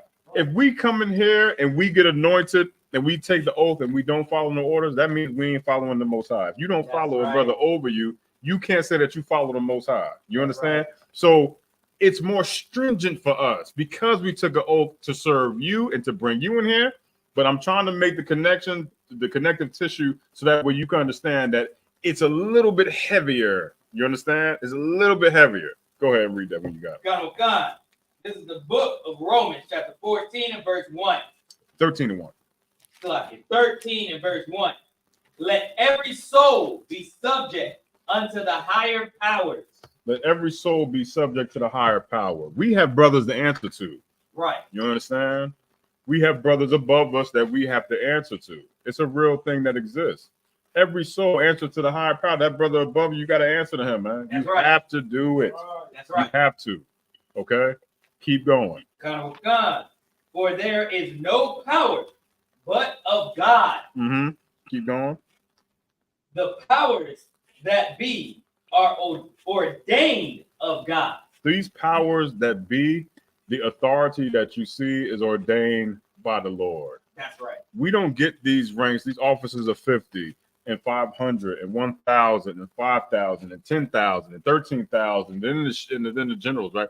We don't get this rank on our own. We don't say, you know what, like other fake Israelites, obviously, but we don't give ourselves this rank. Right. We do the work of the Lord, and the Lord sees it fit for us to be in this rank based off of what it is that we do. Damn right. You understand? It's not something that we give ourselves. Right. We answer to the men above us out of respect for the order of how things work. Rank and order. You understand? There's more on that, Rob. Next verse. Let me see it. God. Whosoever therefore resisted the power, resisted the ordinance of God. Say it one more time. Whosoever therefore resisted the power, resisted the the ordinance of God. You see, this is what people in the world, they're afraid of. They don't want to answer to anybody above them, right? Like Boys to Men. When Boys to Men was in this school, not up north, when they were in the Philly school, if I'm not mistaken, they thought because they had fame that they didn't have to clean toilets. Like they didn't want to humble themselves and be troopers. A lot of cats that see our stuff and think they know something, they want to jump right to captain. They want to ordain themselves with a rank based off of what they think that they know, as opposed to working from the bottom and then working themselves back up, which is what a good son would do. But because they arrogant, they think that, you know, we owe them something, which goes to the precept I pulled earlier. I believe it was in Proverbs, where these brothers want so much but work for nothing. Right. They want it all. They want the power and they want the rank, but they don't work for none of it. Yep. They're entitled. You understand? And they're entitled in the world, and they're going to raise entitled children and entitled sons, which is what we got today. A bunch of kids that follow them and don't want to work hard for nothing. Hands are not broken. Callus ain't there. No, nothing. None of that stuff. They don't work hard for nothing because they following brothers who are entitled. And you're teaching your sons how to be entitled and to be weak. That's right. When in here, we answer to brothers who are above us because the Lord put them in that position because he saw fit for them to be in that position. There's brothers that are under me who are older than me in life. You understand? Officer Mawasar is older than me, but yet I am over him in rank. You understand what I'm saying? Because it's not about age in here. No. It's not about that at all. Right. You understand? But in the world, they look at it like that. You can't tell me nothing, man. You can't tell me nothing. We answer to powers above us in here. And until you want to humble yourself and come down here and stop running from the truth, be a man, put on all black, regardless of what your job thinks. Yeah. Be a man, come up in here and lead your people. Because if you're not leading your people, you're misleading your people. Right. You understand? Anybody want to bring out something, you could do it right now. Mama Saw. Bring that up because I was thinking about that just the other day. Like, there's so many cats my age and older that think a young cat can't teach them nothing. Right. And it's like, that's not true. Right. Yeah. Like, It's not true at all. You know what I mean? Because your age doesn't, your age, especially when we talk about like the truth, right? Because TD Jakes is older than all of us in this room. right. Yet he doesn't even know that you're supposed to pray after the meal, not before it. Right. He don't even know that. What is that? Deuteronomy 8 and 10? He don't even know that. He's older than all of us. Yet he claims to know the Bible. Yet he'll sit there, oh, Heavenly Father, yeah, everybody want to be swallowed. Like this, come on, man. He don't know nothing. Right. And you know, my thing, sir, is that I know what kind of brothers been through. Now, above me, I know what they've been through, and I see what they've been through. You know, but he will kind of have to how hard it is to have to study, Yeah, to earn your rank, to put that work in. Yeah. You know. yeah. And It's an honor to say "Khan to a younger man." let me tell you something, man. Let me say this to all you brothers, you troopers, officers of 50, 500, and all that stuff. Right? Let me say this to you brothers, right? And this is very honest, and a lot of times, I would usually pull a brother to the side and say this, right? You brothers are some of the most amazing men that I've ever had the pleasure of meeting in my life. That's the first thing I want to say, right? And the troopers online, all y'all, the sisters too, some of the most amazing people I've ever seen in my life, right? The question I would have for y'all is, where the hell would y'all all be if we didn't have the truth? Damn. Where would we be? Right? Where would we be? So when I look at Trooper Halak and Yaqua, and I look at Officer Hadar, and I know Makbal online, I see Mawasar, and I see Ra'ib in here, and I see Yao Ram online, I see Kasi, I see all these brothers, right? And I go, damn, man, where the hell would we be if we wasn't in here? We'd probably be outside unaliving each other somewhere. You know what I mean? But we're in here now. It is our job and responsibility to do the job that we didn't even know existed, which is to bring our people in here. We have a very special privilege and an honor to bring our people together. We are like Moses. We the modern day Moses, man. We are the prophets today.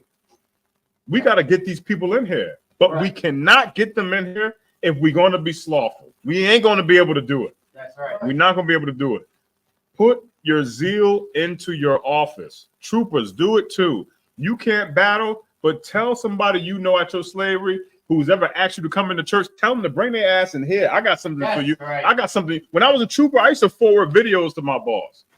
They always wanted to know what I did. I'll show you here. Watch this. Watch this. They'll ask you to celebrate Christmas. They'll ask you to why you don't celebrate Easter. It's just for kids. It's for family and all that stuff. Yeah, damn that. Watch this. And it may change your life.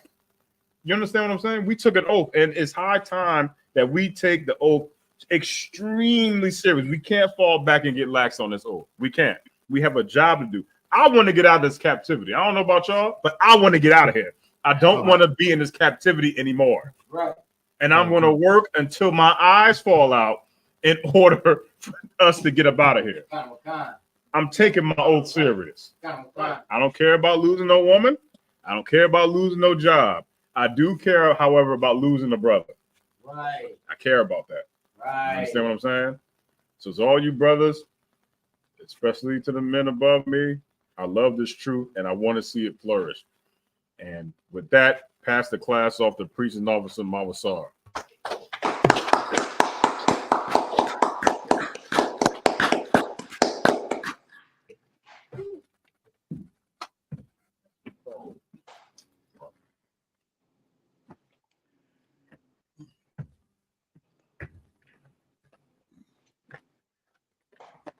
ISUPK security announcements.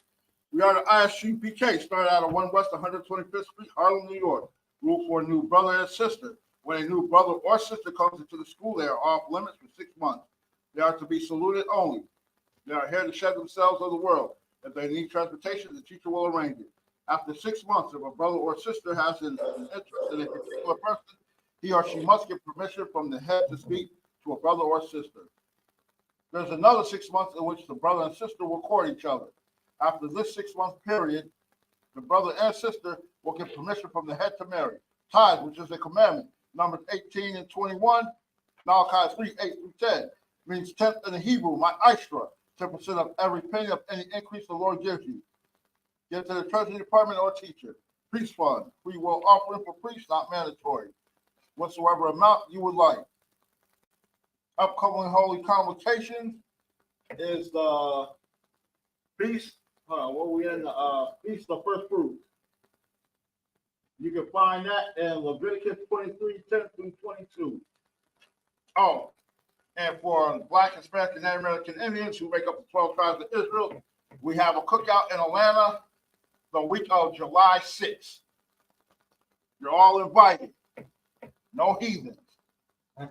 Right. Remind Akim and Akwas to take the bulletin board in the hallway. If anyone wants to be a trooper in the school, you start wearing all black, boots, shirt, pants, headbands, and scarves. With that, you one courtesy salute to the teacher, man of Israel. March Sabat, March Rock.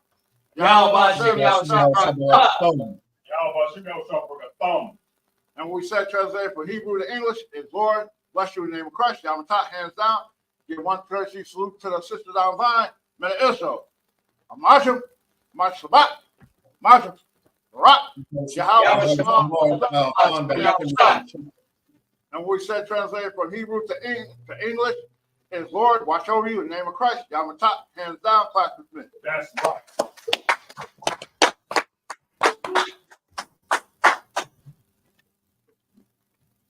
Excellent class.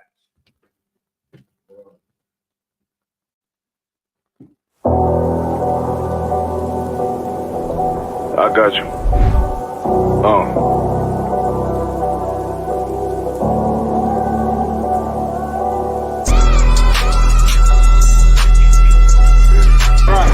For so long you've been sighing and crying, begging for justice, and here the Lord is bringing you justice right here to your streets. City eyes.